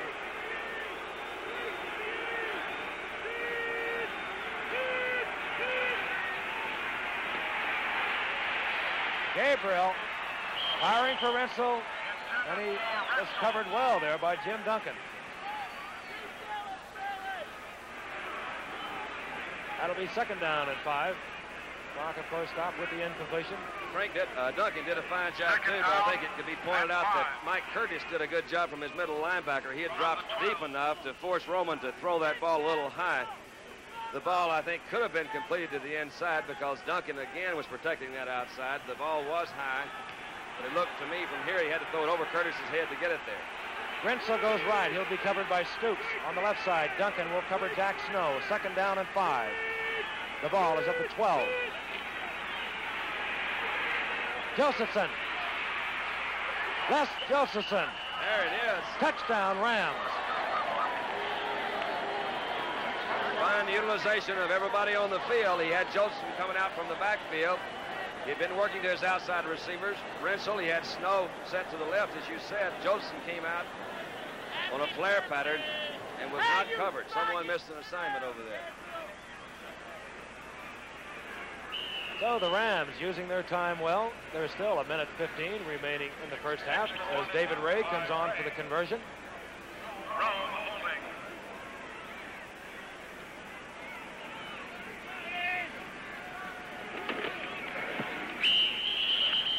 David Ray makes the Los Angeles 10, Baltimore 7. And it did not take Roman Gabriel very long to move that football. Now Earl Morrow, when the Colts take over possession, they'll have 3 timeouts remaining and a minute 15 to work with. That was a pretty series. We'll see the touchdown again. You'll see Roman coming back. He's got everybody out. Didn't hold anybody back in to block. That caused the responsibility for all the linebackers and the secondary men. Well, I wanted to say it, but I didn't want to say it, so I saw it again. That man had to be covered by Ray May. That's right. Number 56, and he just was not there. Linebackers' responsibility, Frank, as I'm sure a lot of people know, is to cover the man coming out of the backfield. Now, Joseph did hold up a little bit, as if he was going to block, but he didn't. He released. He went out into the flat. The linebacker cannot let that back free because there's nobody else to cover him. The secondary men, the cornerbacks and the safeties, have wide receivers to contend with. And that's how long that drive took. Roman Gabriel using 2 timeouts and the incompletions to kill the clock, and it constantly amazes me what these veteran quarterbacks can do, as David Ray puts the foot to it.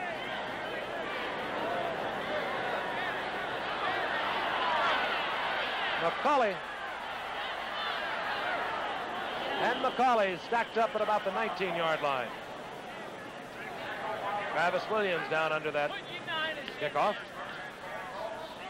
The Colts have called their first offensive play on the bench. And now, as soon as the referee sees both offensive and defensive units set, he'll start the clock. It's moving now with 1:07, but the Colts had called that play on the bench. Out of trouble, Coy Bacon. Earl Morrow all the way back to the 8-yard line. Coy Bacon getting away from the block of Bob Bogle.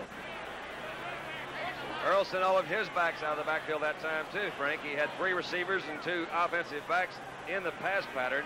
Didn't have any extra protection in the backfield, as we have a minute left to play in the first half. That, again, you can do, sending backs out against a prevent, just like you can against the zone. 2nd down now and 20. Morrow goes with the draw play. This is Bulash. Bulash into Marlon McKeever. Over the 15, or just at the 15, is Norm Bulash. Clock now moving with 40 seconds remaining in the first half.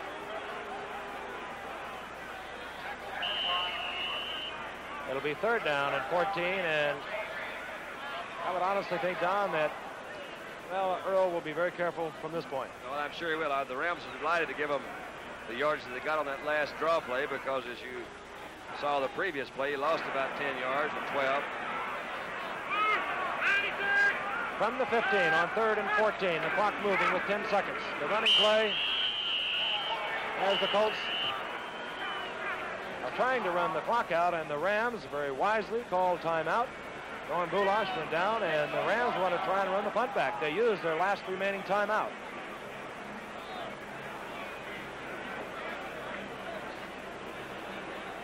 Coming on to punt will be David Lee. Dropping deep, Kermit Alexander and Alvin Heyman. That very heads-up play on the part of that defensive unit. They wanted to make sure they could run this clock out. David Lee back there thinking about practicing his fall. He's got to get this ball out of there. They are backed up. He's kicking out of the end zone. 7 seconds to go.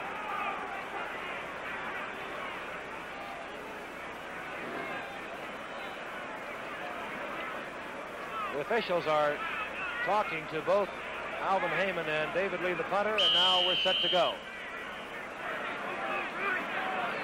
We must have known something we didn't know. High kick. Fair catch called for at the 45-yard line. 33-yard punt.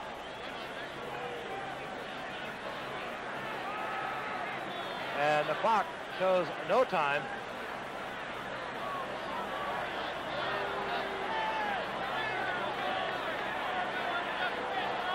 After a free fair catch that was called, the clock cannot run out. They do have the opportunity to make a free kick here. Now, if the clock runs out, it doesn't make any difference. They still can have one play left because Heyman did call a fair catch. They can either try a free kick, and actually they can't rush. You'll see them lining up in like a regular kickoff position, so the Colts cannot rush this kick. A free kick is from no objections or no...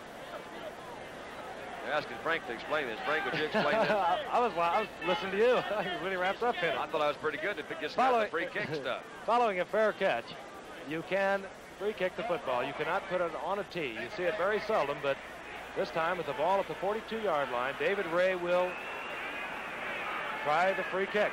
Don says there will be no pressure.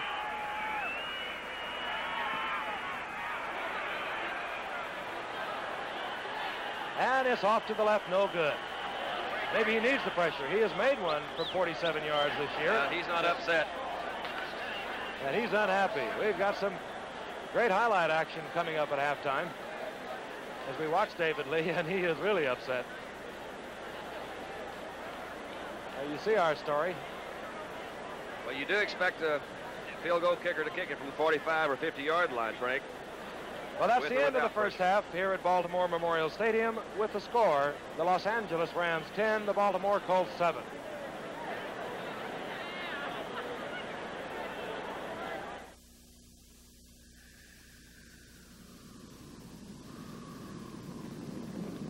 America. Merrill Lynch is bullish on America. In the years ahead, we see America growing in many different ways, and we want you to share in America's growth. That's why we've moved into different kinds of investments, not just stocks, but bonds, mutual funds, real estate, and more. Merrill Lynch has a lot of different ways to put your money to work.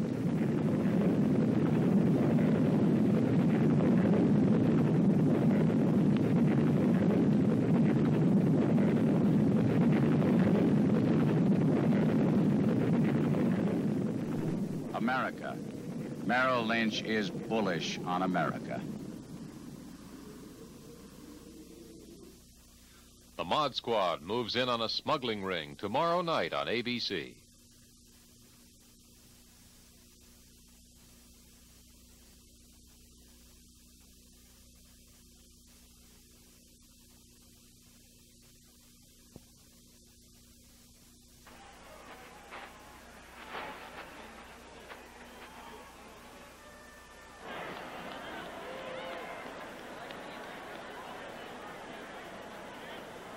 We're about ready to get underway. Again, we'll remind you a vitally important game for both these ball clubs if they want to stay close to their division leaders. The Rams need a win to trail the 49ers by a half a game in their division. The Baltimore Colts, they need the victory to trail Miami by a half a game. And we're getting ready to get underway. David Ray setting it up deep is number 23, McCauley, and number 42, Charlie Pittman. 23, McCauley, Pittman on your right. On McCauley. And the second half is underway. This will be McCauley at the 5-yard line.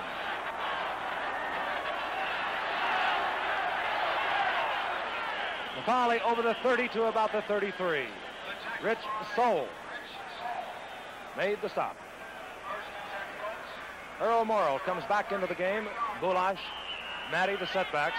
Morrill, who was 5 for 17. Here's a shot of Rich Saul coming down the specialty teams. He's a back.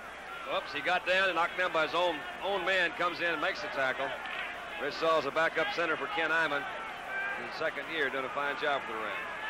So the Colts will begin the action from their own 33-yard line. Willie Richardson motion to the left. Again, the play fake, the screen, attempt to Perkins, incomplete. Rams out in front of Baltimore, 10-7, on the strength of a Roman Gabriel touchdown pass to Les Josephson. Ray May, number 56, was caught inside on this. He should have been the man out there to stop Josephson. He was late getting there, and the Rams went into halftime with a 10-7 lead. Rams got on the scoreboard early with a 20-yard field goal. David Ray hitting from 20 yards out. Then Baltimore scored with Tom Matty from 4 yards out. And then the touchdown you just saw. Matty upset. Coy Bacon was there, 79. Dave Jones helped out. Loss of about 5 yards. This Coy Bacon has really done a fine job. He came in as the youngest member of the Fearsome Foursome about 3 years ago. He's certainly taken his place along with the good ones. He has the same quickness. I don't suppose he's quite as fast as Deacon Jones, but he is quick, and he's about 15 pounds heavier. Coy Bacon. Third down now and 17. The Colts moving from their own 27.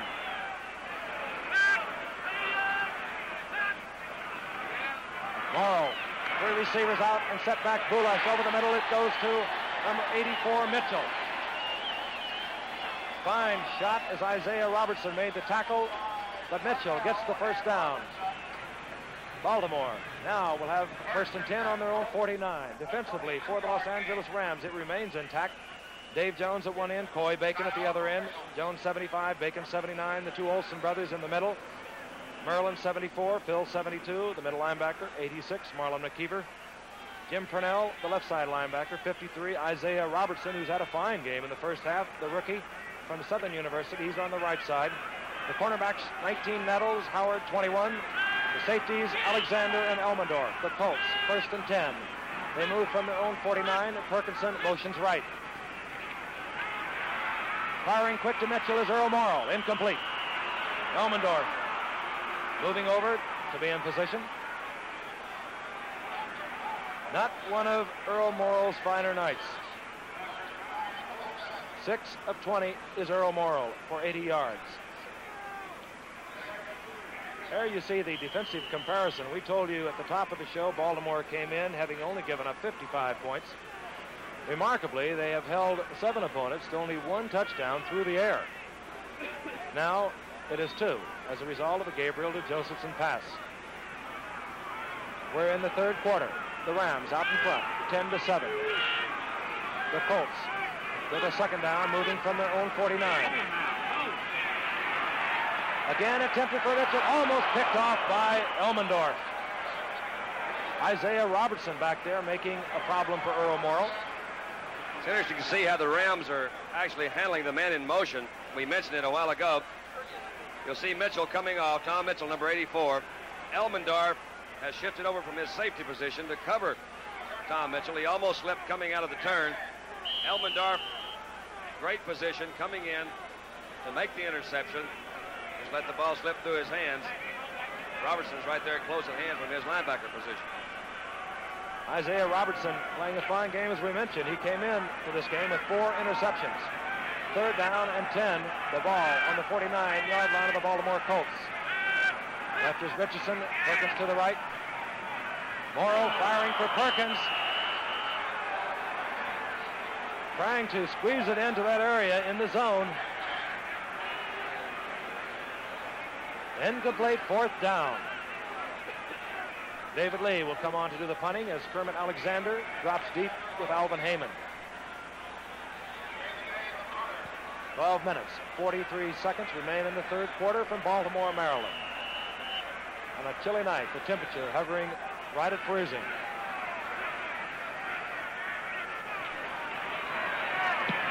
This time, no rush as the Rams try and set up the punt return, but Alvin Heyman calls for the fair catch at the 19. That's what has taken place for Earl Morrill in the first half. He came into this game averaging 54%. He's about 30% now. And with timeout, the score is the Los Angeles Rams 10, the Baltimore Colts 7. Oh, yes. Yes, my antiperspirant works when everything's going okay. But when I'm a nervous wreck, nothing seems to keep me dry. If your antiperspirant doesn't do what you hired it to, fire yours and hire ours. Right Guard antiperspirant. Get the drying agent that really helps keep you dry.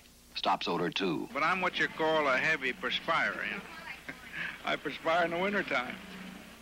Then fire yours and hire ours. Ours is Right Guard. For some time now, Gillette has known that if you could shave with 2 razors at once, you could get a better shave because you'd be shaving with 2 separate blades. Gillette introduces the 2-bladed razor, the new Gillette Track 2 twin-blade shaving system. 2 separate blades to get whisker 1 blade could miss. The new Gillette Track 2. It's 1 blade better than whatever you're using now.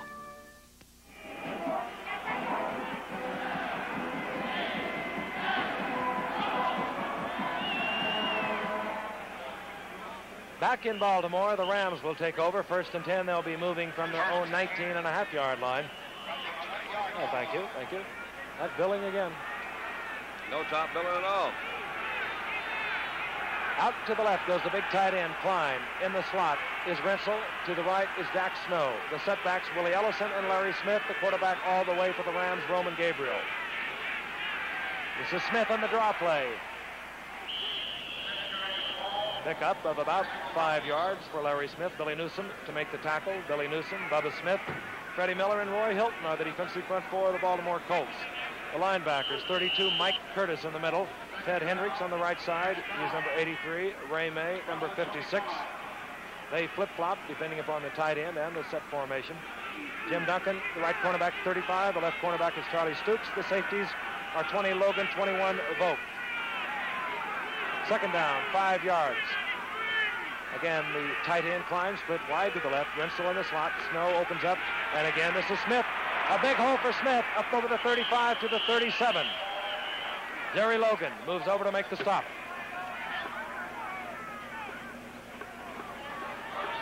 Get a shot at Curtis here from the middle linebacker. And on this play, I believe he gets taken out pretty well. That's Schiavelli. Joe Schiavelli, number 71, coming in straight up the middle. It's Jerry Logan, number 20, coming over to make the stop. Quick hitting play up the middle. First and 10 for the Rams. They're moving now from their own 37 out in front of the Baltimore Colts, 10-7. Rensel right, Snow left. The automatic sends Rensel further to the right. Covered there by Charlie Stoops. The quick toss. Running hard is Ellison. Out in front was Mack as Rick Vogt comes up to make the stop.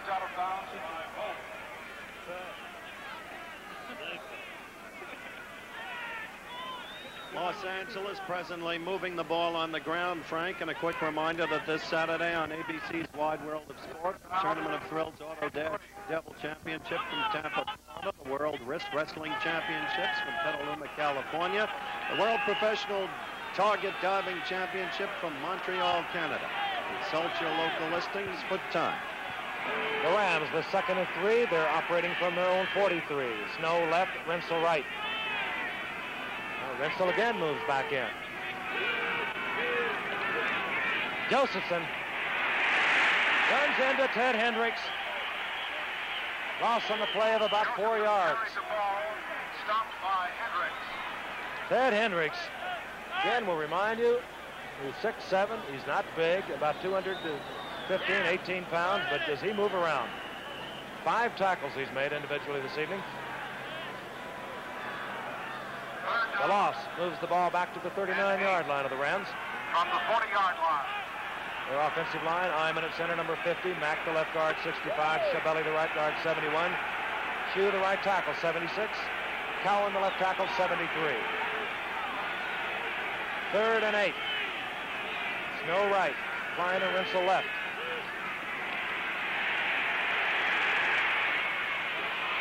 Over the middle, it's Willie Ellison. That will be short of the first down. Ellison, who came into this game tied for the lead of Ram receptions with Lance Rensel. Ellison having a big year, as Don noted in the first half, and Willie says it's because his new coach is giving him a chance to play the way his former coach, George Allen, did not. Pat Studstill, well below his 42-yard average coming into tonight's game. He'll be kicking to Rick Vogt. Again off the side of the foot. But Vogt will try it, and he'll get wiped out. Wiped out of the 18 is Rick Vogt back to the 15. And with timeout, the score, the Los Angeles Rams 10, the Baltimore Colts 7.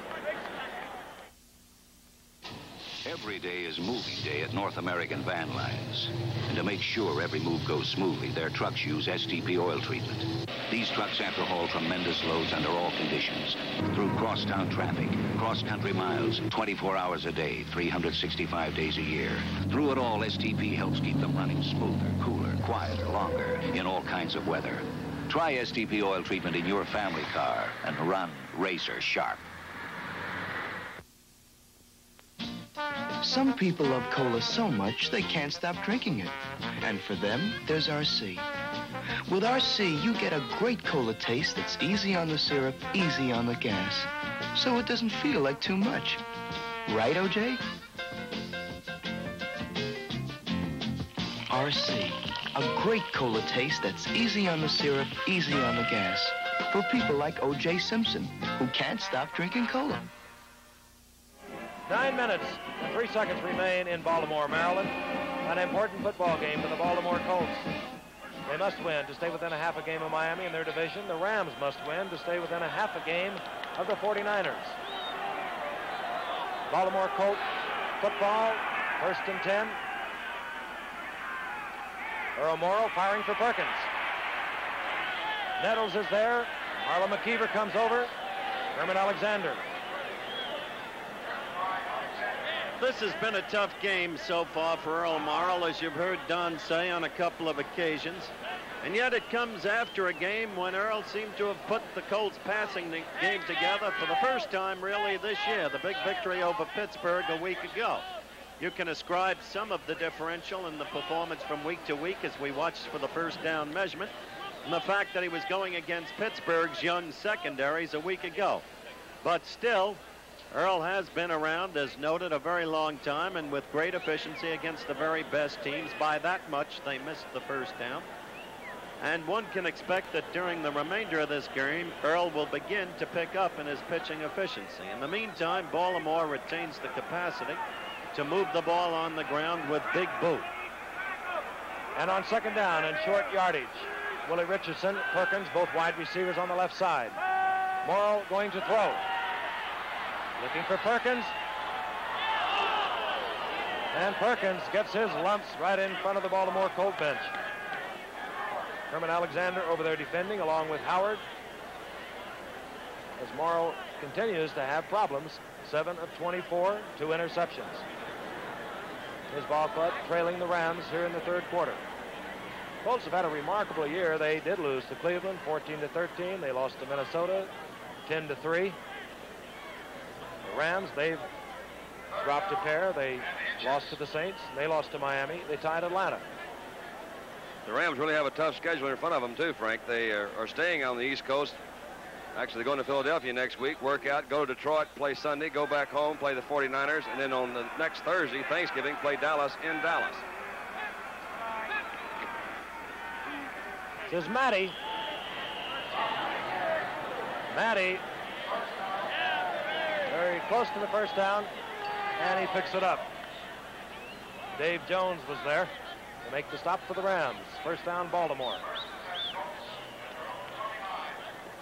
Clock moving. A little over 8 minutes remaining here in the 3rd quarter.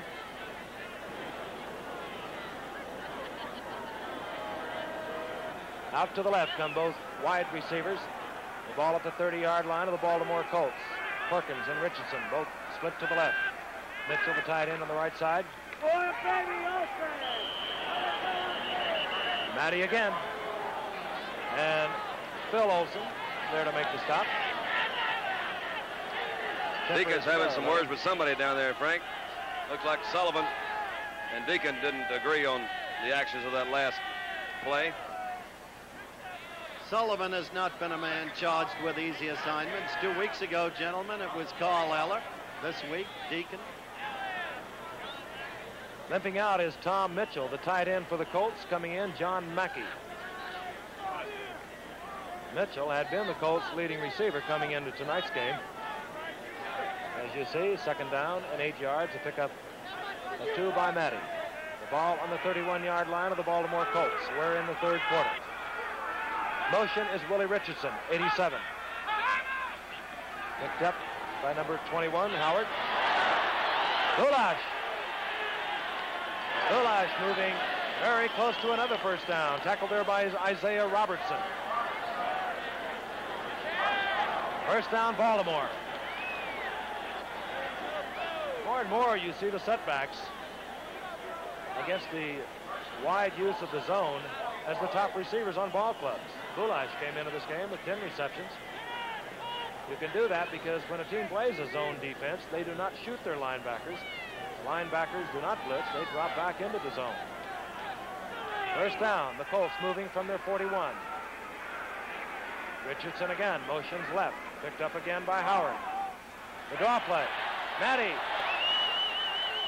Matty upset there by Elmendorf. Moving over the 45 to the 48. Saw a little technique by Matty there, which only experienced ball players can do very well. Here's McKeever, number 86, the middle linebacker. Wrestlers in there on him. You'll see Matty with the ball in his right hand. As he makes his move, he shifts the ball to his left hand, supposedly to protect against fumbles, because he's going to get hit more than likely from that right side. A lot of fumbles, however, occur when they're trying to switch it from one hand to another. Matty switched it without ever breaking stride. There's the coach, Don McCafferty. The Baltimore Colts, I'm sure, was pleased with that last play. 2nd and 2 for the Colts. They're moving from their own 49-yard line. Perkins right, Willie Richardson left. Matty again. Very close to the first down. Matty moving into Ram territory. Marlon McKeever at the bottom of that pile.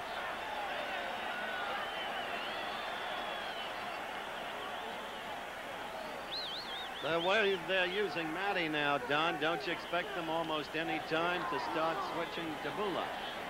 Well, in fact, I see Matty coming out right now, and he is being replaced. I don't know whether he was injured or not. He's coming out a little slow. A little. Yeah. Bulash, of course, has been their big gun all year. As Frank pointed out, when you average practically 6 times every time you carry the ball, the obvious thing is to get the ball to Bulash. Don McCauley, number 23, is replaced at Matty. The ball on the 48-yard line of the Rams. McCauley getting the call on his first play. Jim Purnell. If that was any indication of how they're going to miss Matty, then the Colts are definitely going to have to give that ball to Bulash. I'll tell you, this rookie from North Carolina, number 1 draft pick of the Baltimore Colts, is some kind of football player. He's 6'1", 207 pounds. And he not only can run, but he can play the halfback spot for Baltimore. And when I say that, I mean that Baltimore Colts like to throw to their halfback. Tom Matty, year in and year out, is among the top 10 receivers. This is Isaiah Robertson's record through the evening. 5 individual tackles and 3 assists. 2nd down and 9. McCauley again. McCauley upended. And that was Robertson again, too. So let's give him 6 tackles and 3 assists. What a night he's having, that rookie. Here's the official or an official scouting report on him as he got out of college and was viewed by the pro scouts. Great size and athletic ability, tough and strong, tremendous potential, great agility and speed, excellent lateral movement, makes many solo tackles, and now watch him. Number 58. Said at the top of the evening, keep a close eye on that rookie tonight out of Southern U. Played off Mackey, who is an excellent blocker, too. 3rd down and 6. Matty back into the game. Going out to Willie Richardson. Overthrown. Herman Alexander was there. Morrill really having his problems. That will be 4th down. And out will come Jim O'Brien for what appears to be a Baltimore Colt field goal attempt. And again, we have a situation rather similar to that which existed 2 Monday nights ago. You wonder about John Unitas sitting there and if he's going to be called upon again the way he was against Minnesota. From the 49-yard line of the Baltimore Colts, O'Brien, who has already kicked 150 this year, he can hit from here. Deep is Alvin Heyman.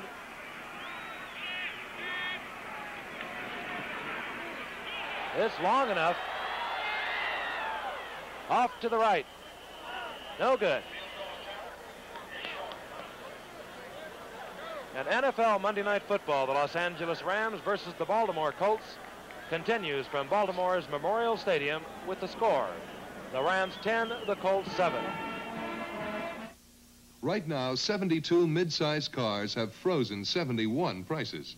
But of all leading mid-size cars, one has unfrozen styling, unfrozen design, unfrozen engineering.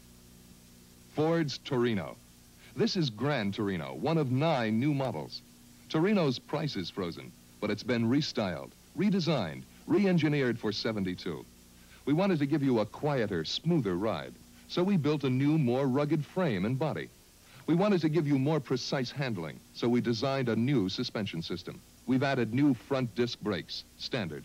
We've designed new interiors to give you more room and comfort. Torino has moved ahead for 72, with all new styling and major engineering changes.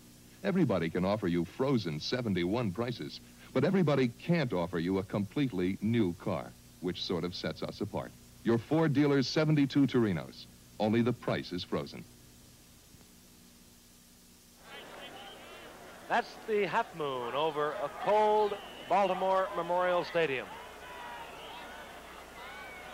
Just under 3 minutes remain to be played in the 3rd quarter. The Rams holding on to their lead against Baltimore 10-7. O'Brien missed on a 51-yard field goal for Baltimore.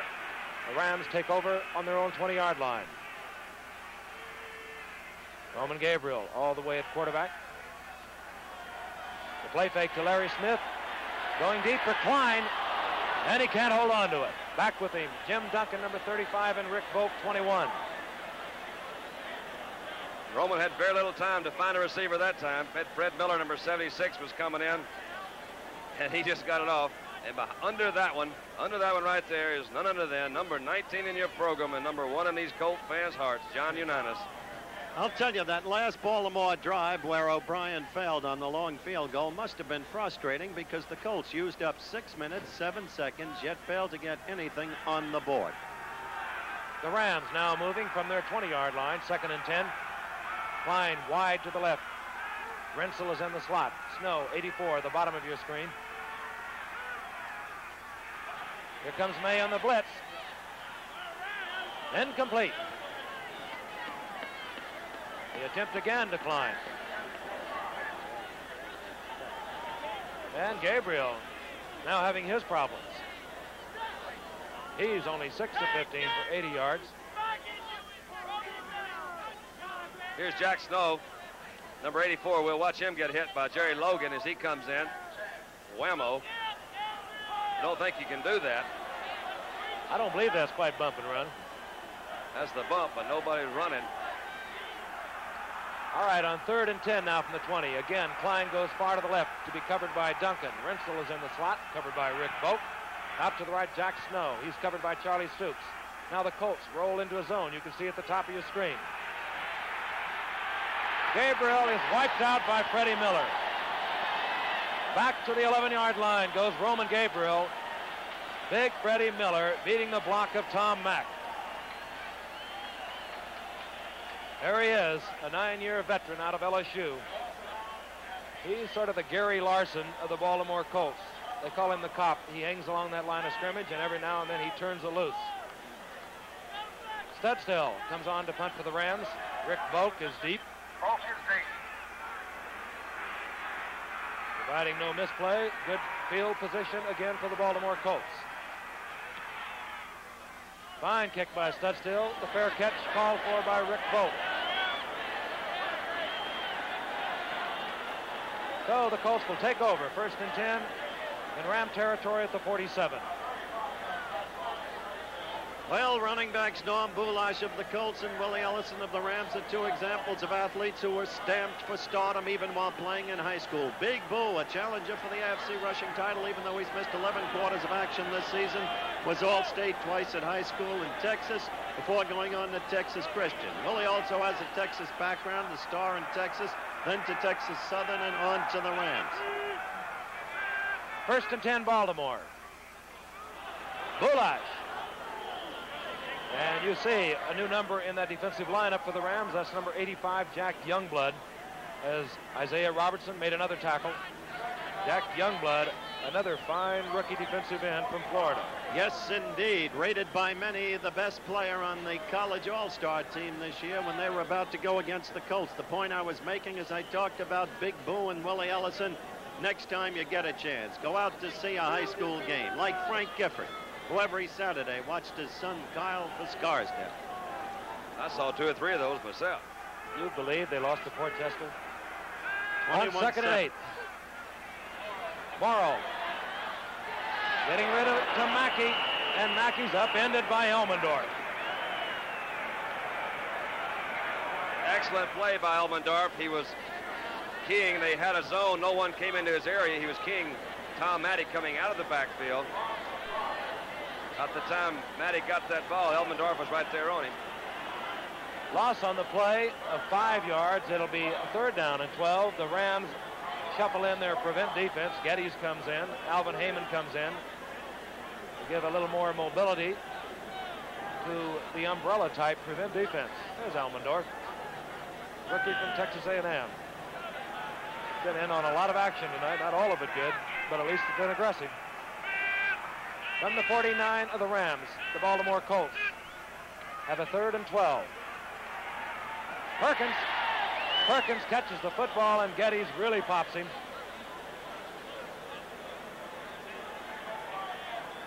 short of the first down.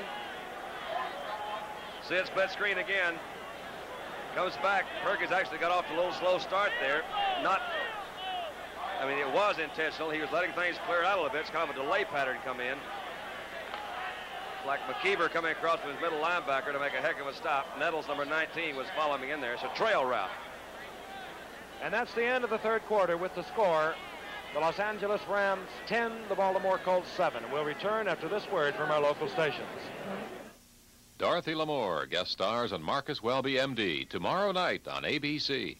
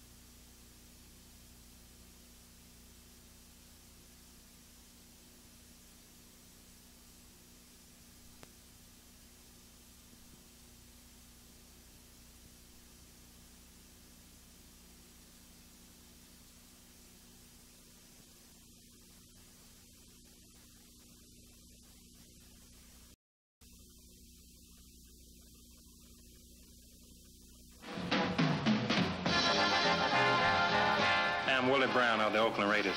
When it's time to turn on, I do it my own way. Can you turn on without drugs?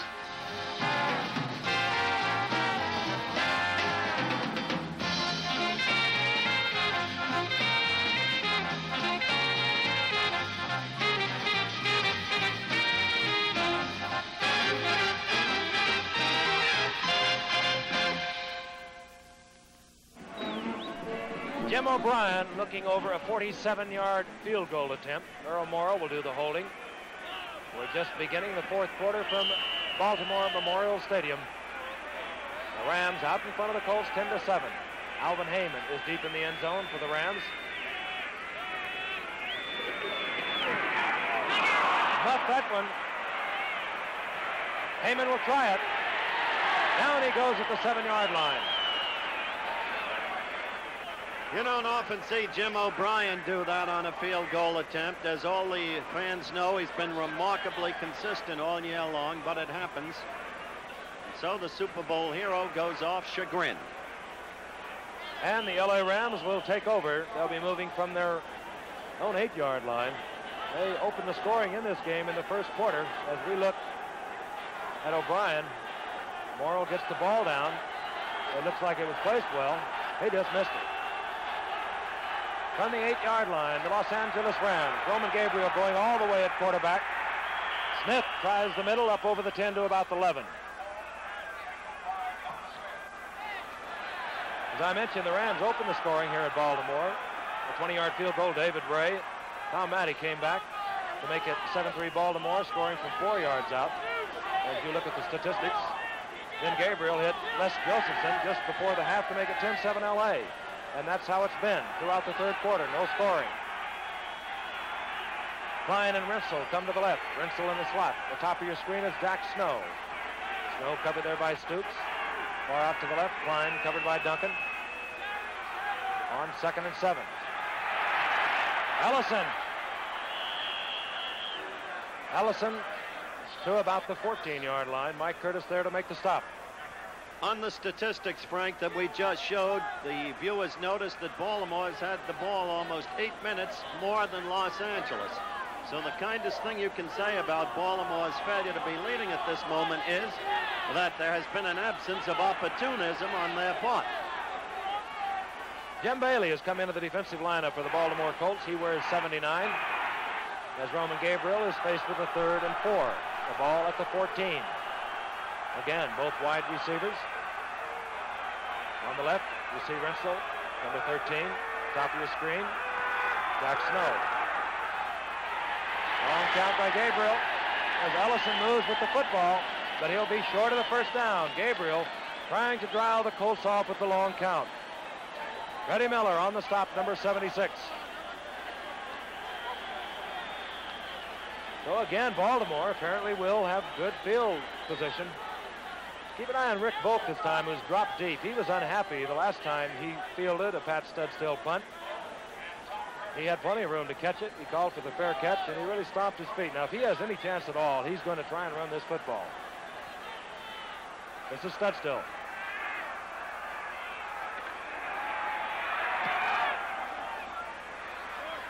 Curtis calls for the fair catch at the 43. A short kick by Studstill. 26-yard punt. And with timeout, the score, Los Angeles 10, the Baltimore Colts 7.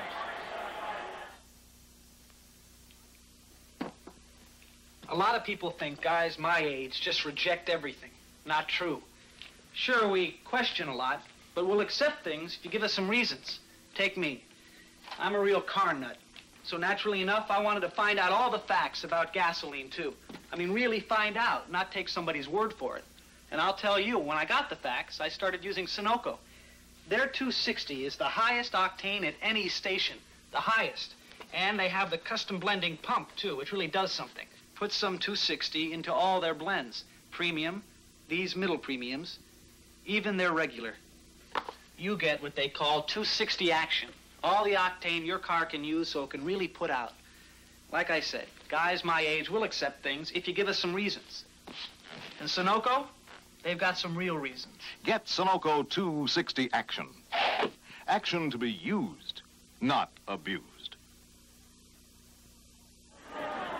The Baltimore Colts again with fine field position, but it's been that way most of the evening. Now they'll move the ball from the Rams' 43-yard line.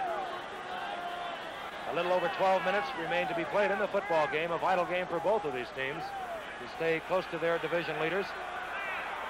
Earl Morrow going all the way, sends Willie Richardson to the left, covered there by Howard. Out to the right is Perkins. Looking Perkins in the eyes. Nettles. Here comes the reverse to Perkins. Perkins cuts back behind the block of Curry. Isaiah Robertson again on the stop. And a truly great play because Perkins had a lot of open space ahead of him if he had gotten past the rookie linebacker. What a performance, Dandy.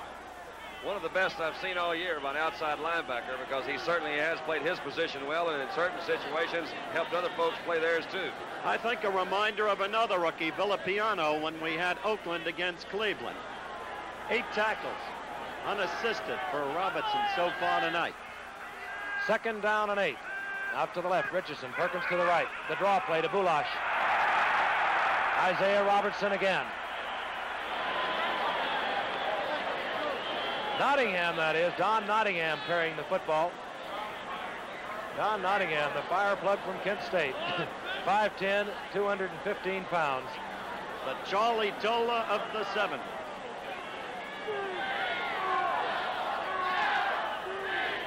It's one of the reasons draw plays like this go well. You saw a trap block this time on Merlin Olsen, number 74. There's Bill, his brother. Big hole up the middle.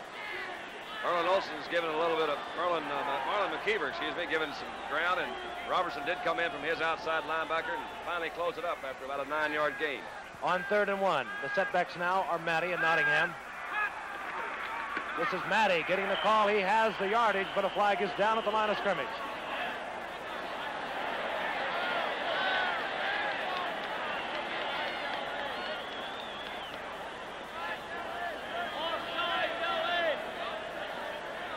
And it looks like a 5-yarder against the Los Angeles Rams, offsides.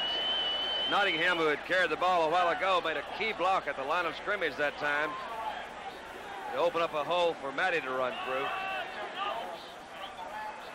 1st and 10 for the Baltimore Colts. The ball resting on the Los Angeles Rams' 29-yard line. The Colts trail 10-7. 10 minutes, 45 seconds remain to be played in the football game. Nottingham, number 48. Matty, number 41. The setbacks. Perkins goes right. He faces Nettles. Out to the left, Richardson. He's against Howard. The play fake. The screen pass to Richardson. He drops the football, and he would have gone a long way. Looked that way, but he took his eye off the football, as even professionals can do, and started to look at the downfield. 2nd down, Baltimore. A frustrating night for the Baltimore Colts, particularly Earl Morrow. He's 10 for 29. And while that one should have been caught, you can see he has not had the best of evenings. It's 2nd and 10. The ball resting on the 29-yard line of the Los Angeles Rams. Tommy Prothro, 16 years as a head coach in the college ranks. Morrill gets away from Youngblood. Here comes Corey Bacon. Out of bounds, Earl Morrill. Herman Alexander forcing Earl Morrill out of bounds at about the 25-yard line of the Rams.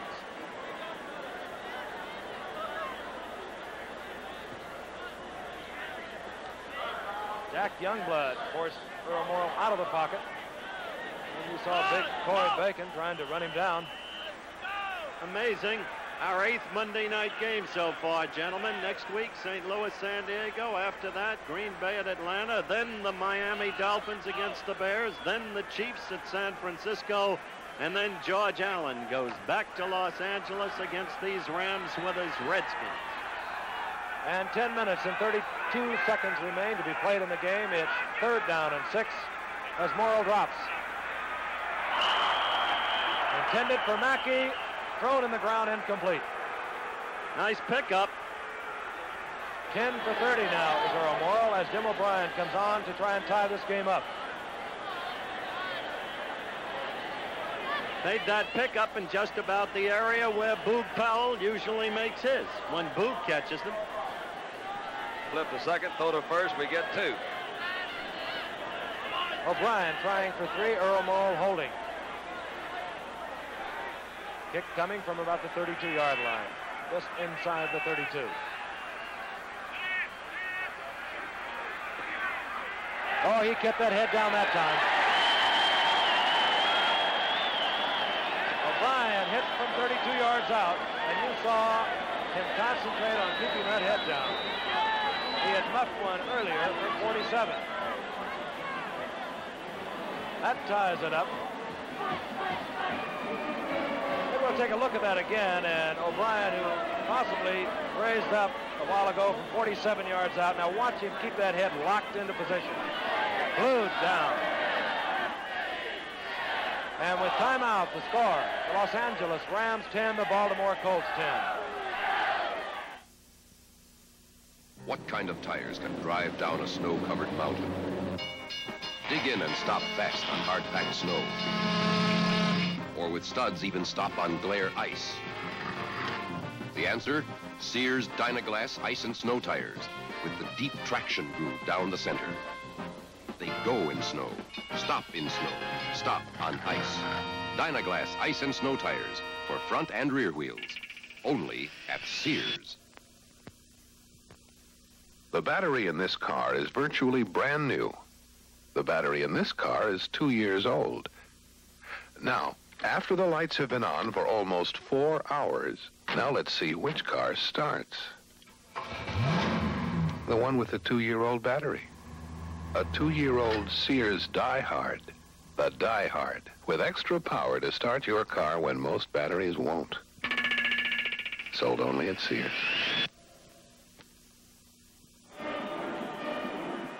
O'Brien set to kick off to Travis Williams and Howard. Long kick. And Howard will run it out. Howard over the 20 to the 24. Hit there by Tom Nowatzki. You can see the chill in the air as a Ram tries to warm his feet. Temperatures now having dropped below freezing. You know, Frank, you just mentioned Tom Nowatzki, and one thinks back to how critical he was to the Colts a year ago, right up through their Super Bowl victory. 1st and 10. The ball at the 24-yard line. Roman Gabriel, the quarterback, going all the way.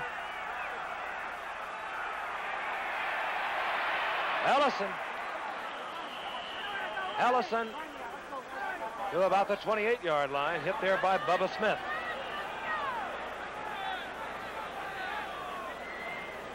Pickup of 5 yards for Willie Ellison.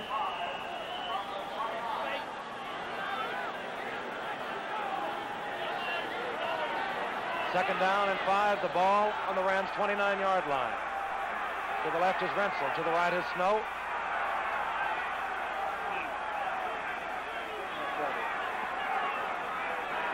Smith drops the football. Hendricks has the football. That's it. Larry Smith fumbled the football. Hendricks picked it up. Has moved in for a go-ahead goal touchdown. A game of mistakes.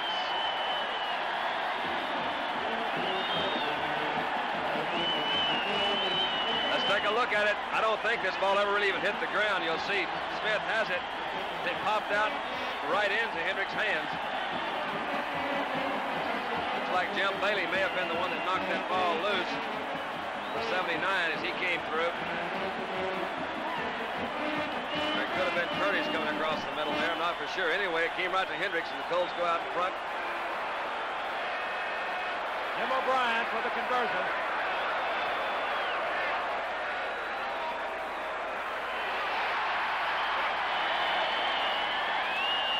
And defense has struck again in Baltimore. NFL Monday Night Football, the Los Angeles Rams versus the Baltimore Colts, continues from Baltimore's Memorial Stadium with the score, the Rams 10, the Colts 17. This is White Owl shade-grown wrapper tobacco. We grow it right here in the Connecticut Valley. We use this prime wrapper tobacco on our White Owl Invincible, Perfecto Special, Corona, Diplomat, and New Yorker cigars. It's just about the best wrapper tobacco in the world. But don't take my word for it. Compare our cigars to any other comparably priced cigars.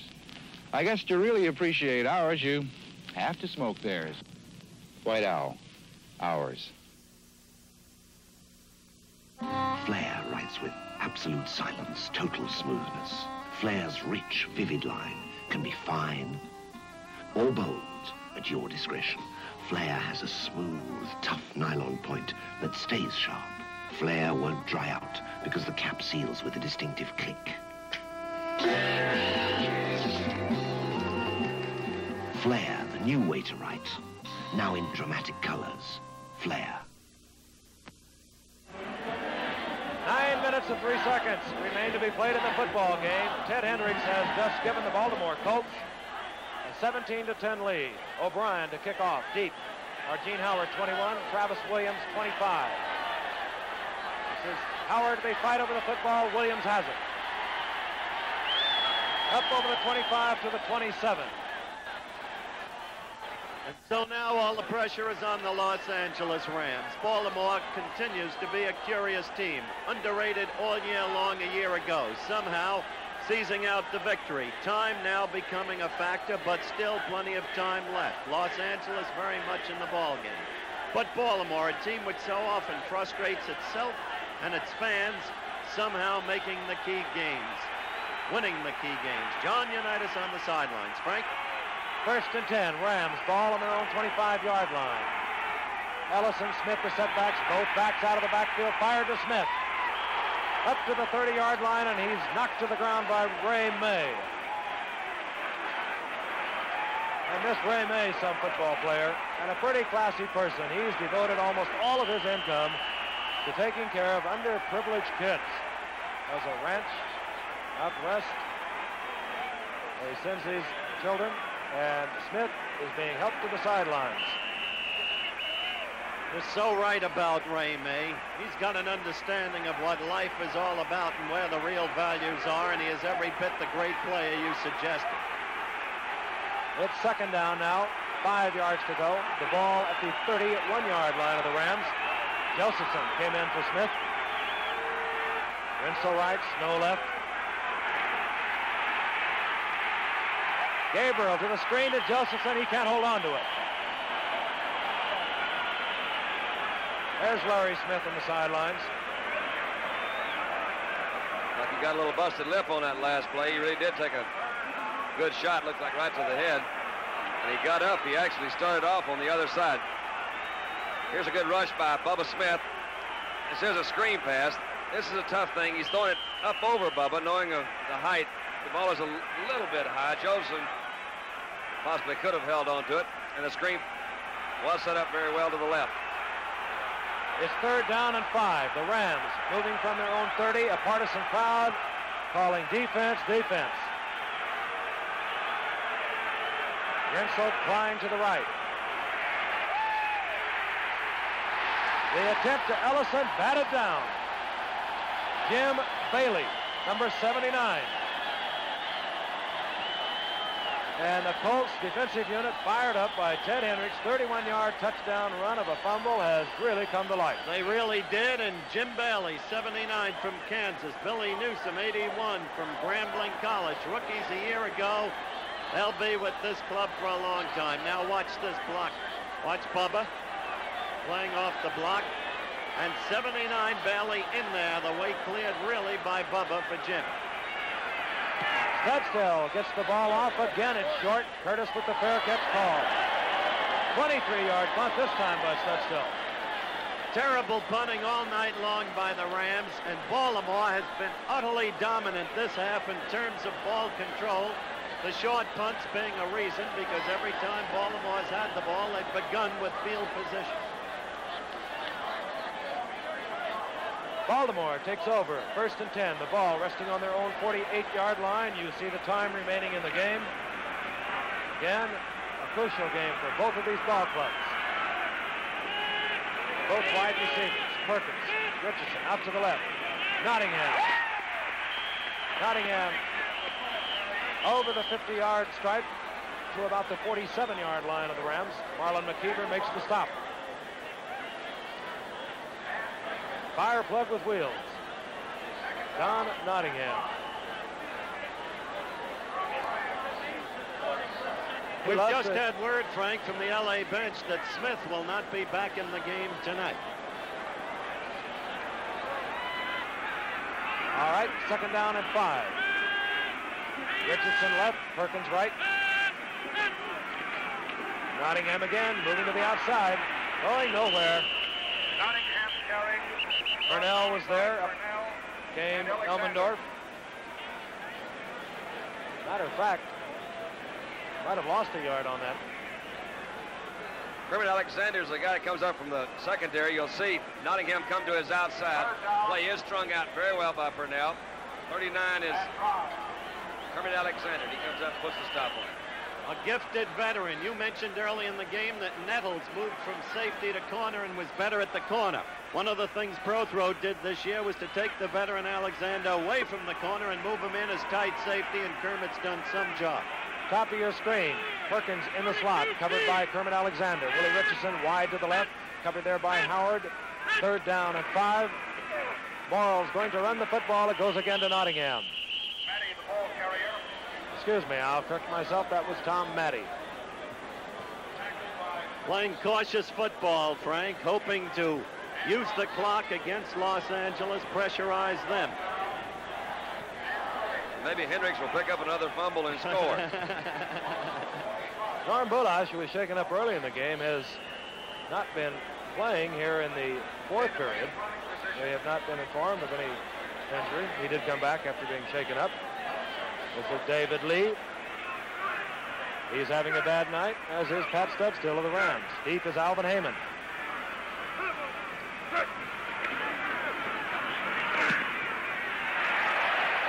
This is just what you want, though. Beautiful punt by David Lee. Alvin Heyman being forced into fair catching that ball at the 6. That ball with a backspin on it, probably, as determined by Alvin Heyman, would not have bounced into the end zone. Frank, you mentioned Big Boo's absence this half. The latest report on him is the ankle damaged in the earlier going continues to bother him, and very likely we have seen the last of Big Boo for tonight. Now from the 12-yard line, the Rams with 4 minutes, 39 seconds, the clock moving, will begin their drive. They trail by 7. Gabriel out to Ellison. Ellison with nowhere to go. Duncan's 35.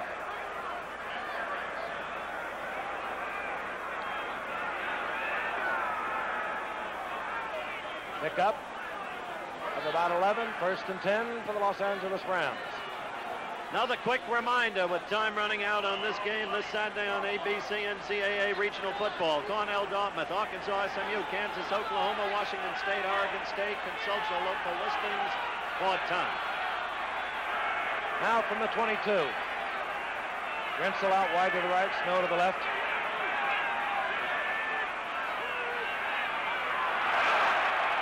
Well, Ellison made a move that appeared to draw a Baltimore Colt off sides.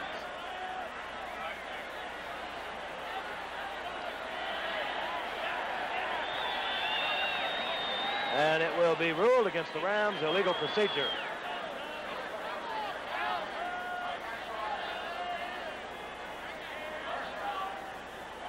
Down remains the same. First down now and 15. More trouble for the Rams. Bob Klein, number 80, the tight end. Lance Rensel, number 13, the flanker. Jack Snow, number 84. Those are the receivers. Out to the left is Snow. Rensel and Klein go to the right. On the quick count. Fired for Josephson. And he has it at the 25. Mike Curtis made the tackle. Ray May was also there. 3:30 remains to be played in the fourth period. The Rams trailing by 7.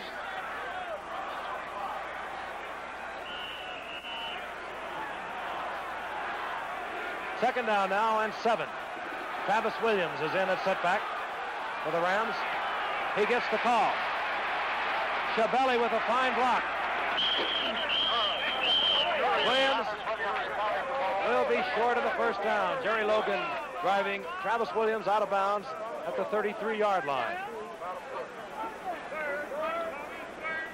Travis Williams, once characterized by Vince Lombardi as a great one.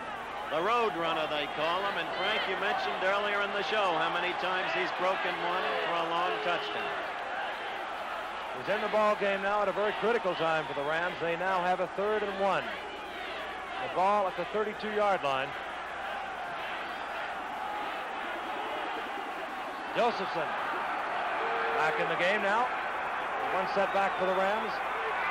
Ellison and Josephson the setbacks. Josephson following the blocks of Mack. Up over the 40 to the 43 is Les Josephson. First down, Rams. They had to have it. See it from ground level again. The Colts ran a short yardage defense. Joseph coming wide, following Tom Mack, number 65. Offensive line for the Rams is a good one. Picked up a good 8 yards on that last play. The ball, 1st and 10 for the Rams on the 43-yard line. Travis Williams back into the game. Rensel right, covered closely there by Stoops. Up to the left is Snow, covered there by Duncan. Gabriel going deep for Rensel. And Gabriel threw it well behind Rensel, who was being bird-dogged by Charlie Stoops. These Monday night games can get exciting in the late going. Witness last week, witness 2 weeks ago. The clock always the big factor. Los Angeles struggling desperately now. And I remember a year ago when they were talking about the Monday night hex and how the teams would lose on the following Sunday. This year, after Monday night games, teams playing on the following Sunday have won 10 and lost 4. Whatever became of the hex, Dandy? Died last year. All right, 2nd and 10. The Rams moving from their own 43. Rensel again goes right. Again, he'll be covered by Stoops, number 47. Snow is left. He faces Duncan. Gabriel looking for Williams, and he can't hold on to the football at the 50-yard line. Mike Curtis defending. Gabriel now 9 of 22 for 99 yards.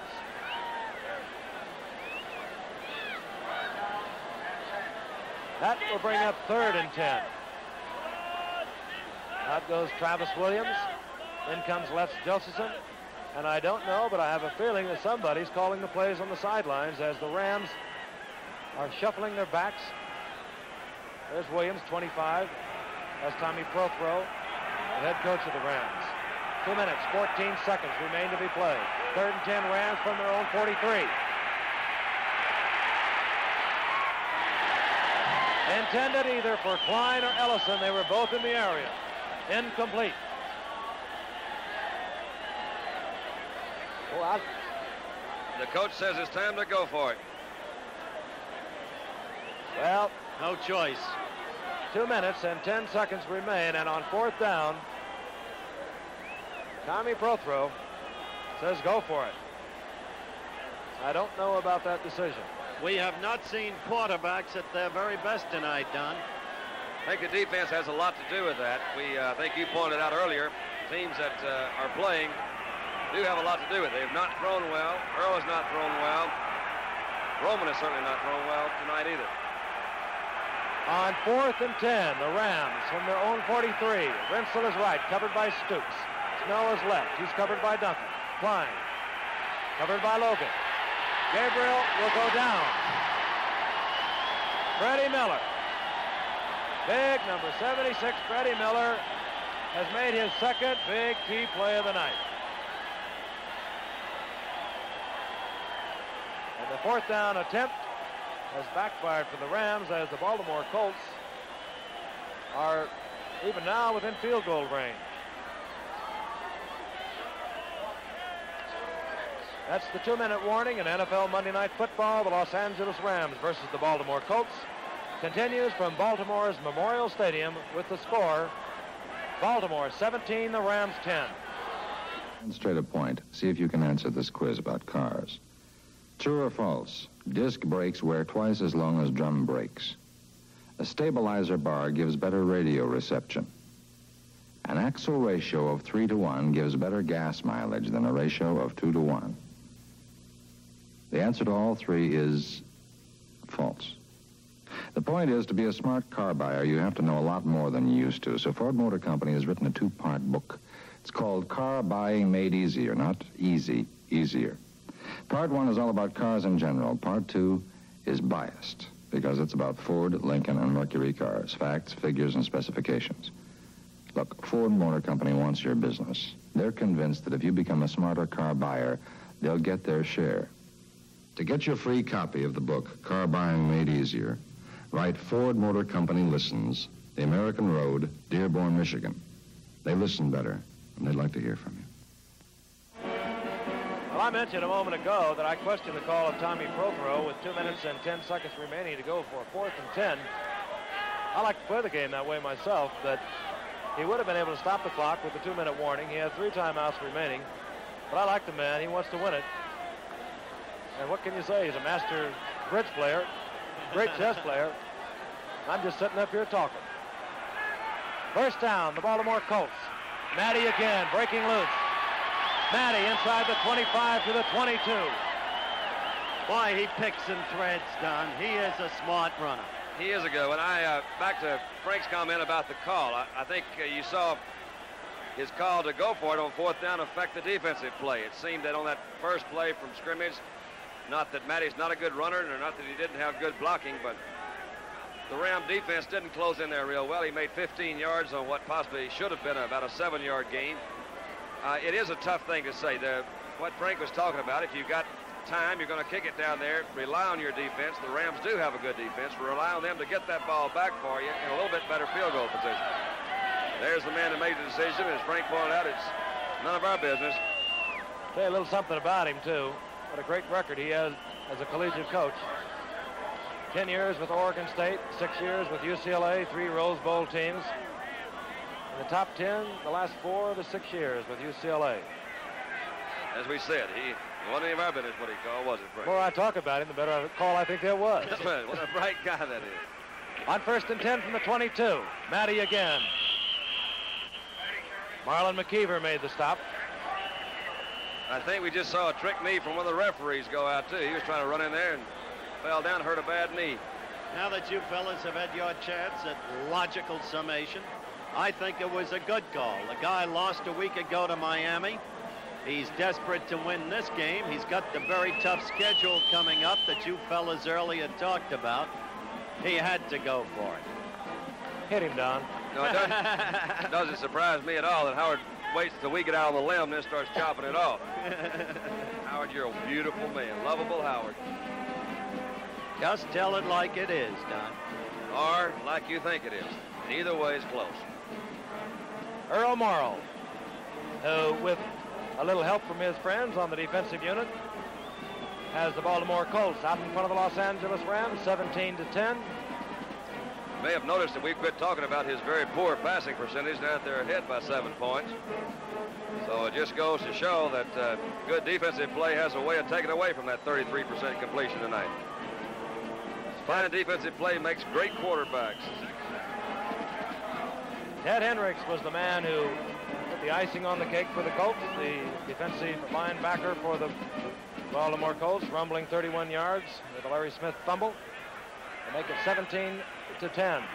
A minute and 44 seconds remain to be played.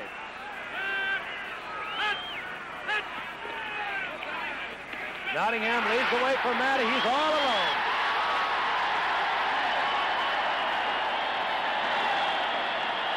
They caught it right up the middle. The Rams were in a pressure-type defense. They brought everybody up. They split them with a quick trap up the middle. Looked like they trapped one of the Olsen boys. You'll see from ground level, Morrill handing. Frank pointed out a good block by Nottingham. Here comes Matty. That's a big hole in there. 72 is Bill Olsen. He missed him right at the line of scrimmage, broke into the secondary. And all alone. Again, it bears out what you said about the Ram defense, who had played spectacularly throughout the game. O'Brien drills it.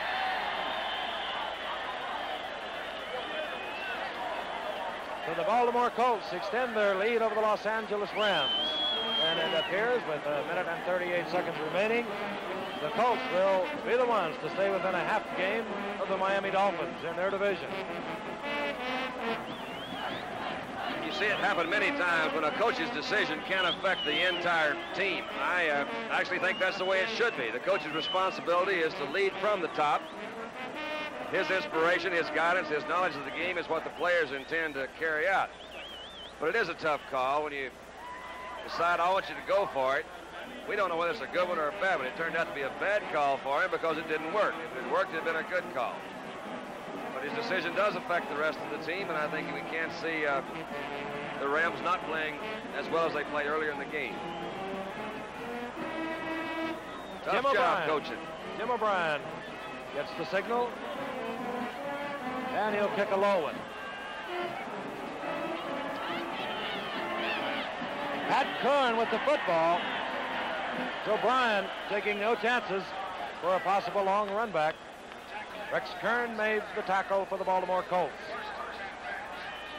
So the Rams have the football. A minute 32 remain to be played.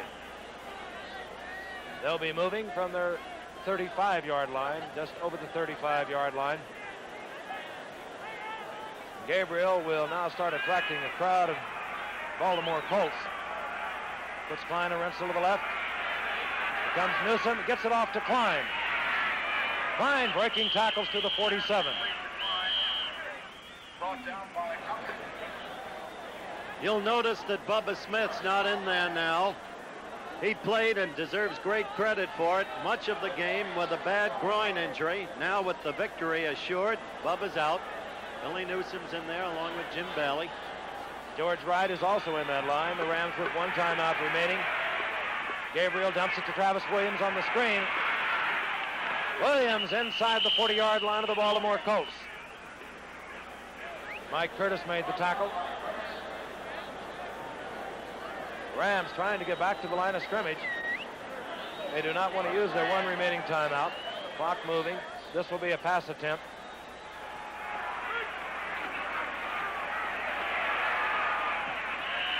Into the ground, incomplete. Pass intended there for Matt Maslowski. When are you leaving for San Diego, Don? Oh, not for a while. It's going to be a good ball game. Chargers with old John Hadle. He's throwing a lot of touchdowns this year. Cardinals came pretty close to the Cowboys yesterday. I'll be out there by Monday, Howard. When are you coming in? I'll be out there when you get there. Everybody comes close to the Cowboys these days. You say that, Howard. You say that. Tommy Prothro looking on. His Rams trailing the Baltimore Colts 24-10. This on 2nd and 10. Gabriel going deep for Maslowski. Touchdown. Touchdown, Matt Maslowski. And Duncan is complaining it was out of bounds. Duncan is out of bounds and complaining because he wasn't covering. Let's see it again. I don't know how he got that open because the Colts were back there. You'll see Duncan slide to the inside. Matt Maslowski coming out on the outside, number 48. He's a sprinter from San Diego, as Howard pointed out. And let's watch it here. And he's down. And his left foot was very close to being in the white. Maybe we can back that up. Is it possible to see that again? That was really close. That was close. Maybe take a look at it after this kick. David Ray for the conversion. 14 seconds remain as it's good. I don't think there's any doubt as to whether or not we'll see an onside kick or not with the Rams. They're huddled over in the far side already, discussing it. Let's see the touchdown one. Well, here we go. It was pretty close, folks. The rule is he has to come down with both feet in bounds unless contact has been made by the defender or tackler. I thought it was clearly visible. What visibility did you see, Howard? You I covered don't know. it this time. I'll read about it from some sports writer with the precious wisdom of 20/20 hindsight. Well, before you do, call it right now. What do you see? Look good. Let's look. No. Pardon me? I think he was out. I'll take a stand. I think he was out. I believe he was out. What do you say, Howard? Gentlemen, you're 2-0 at the moment. But we are in the early innings. No, he looked to be out. Big play now coming up for the Rams. I say that because they have 14 seconds remaining. They have one timeout. If they can recover this, they should be able to get that one play off. And we just saw how easy it is to get a touchdown. We're going to wear this thing out, but he is getting pretty close. Eggs ain't poultry, and look at there. He's out. And the onside kick fails for the Rams. Tom Curtis makes the recovery for the Baltimore Colts.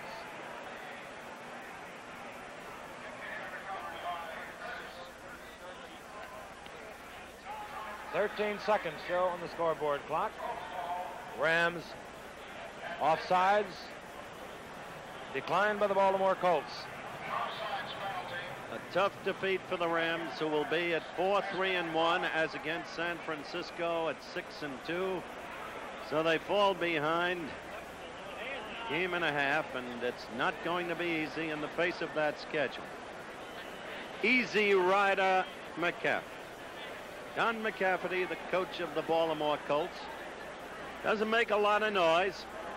Would have faced all kinds of second guesses tonight if the Colts had lost for not removing Morrill and putting in John Unitas, but stayed with his man in a manner somewhat similar to Bud Grant of Minnesota, who doesn't forsake his players very quickly or very easily. I would give McCaffrey a lot of credit tonight, wouldn't you, Don? Certainly would. And if I could, I'd like to give a little credit to our statistician, Jerry Kapstein, spotter, Every Brother Act, Dan Kapstein. Baltimore will have the football. The Rams have no timeouts remaining. Baltimore will run one play. A lot of credit to a fine blocking offensive line of the Baltimore Colts this evening. Dan Sullivan doing a fine job all night against Dave Jones. Bob Vogel against Coy Bacon. Hunker up and protect the football. And that should just about do it.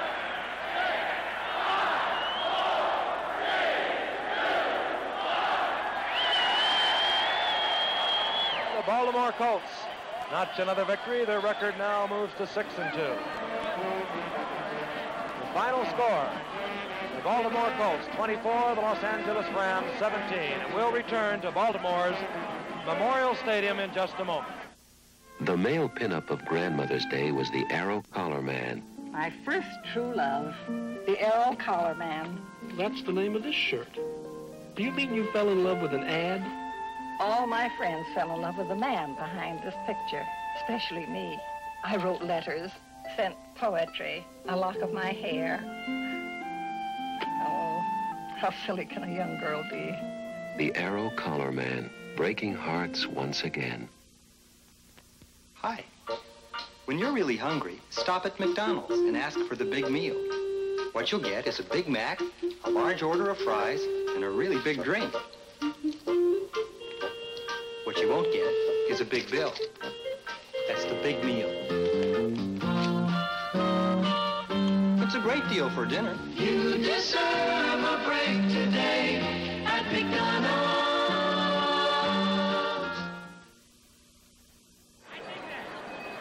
Once again, the final score here in Baltimore, the Colts 24, the Rams 17. Our executive producer of NFL Monday Night Football is Boone Arledge. Tonight's game was produced and directed by Chet Forty, co-produced by Dennis Lewin, co-directed by Don Ohlmeyer, our associate director Lou Frederick. Technical directors Bill Morris and John Brodery. This Saturday here on ABC, there's NCAA Regional College Football. Be sure to check your local listings for the time of the game in your area. Then on ABC's Wide World of Sports, you'll see the Tournament of Thrills Auto Daredevil Championship from Tampa, Florida. The World Wrestling Championships from Petaluma, California. And the World Professional Target Diving Championship from Montreal, Canada.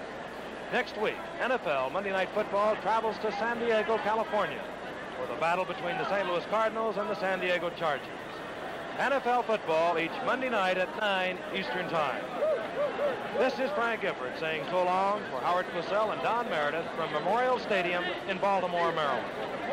Our air travel arranged through and a promotional fee paid by United Airlines. The airline chosen by 20 of the 26 pro teams.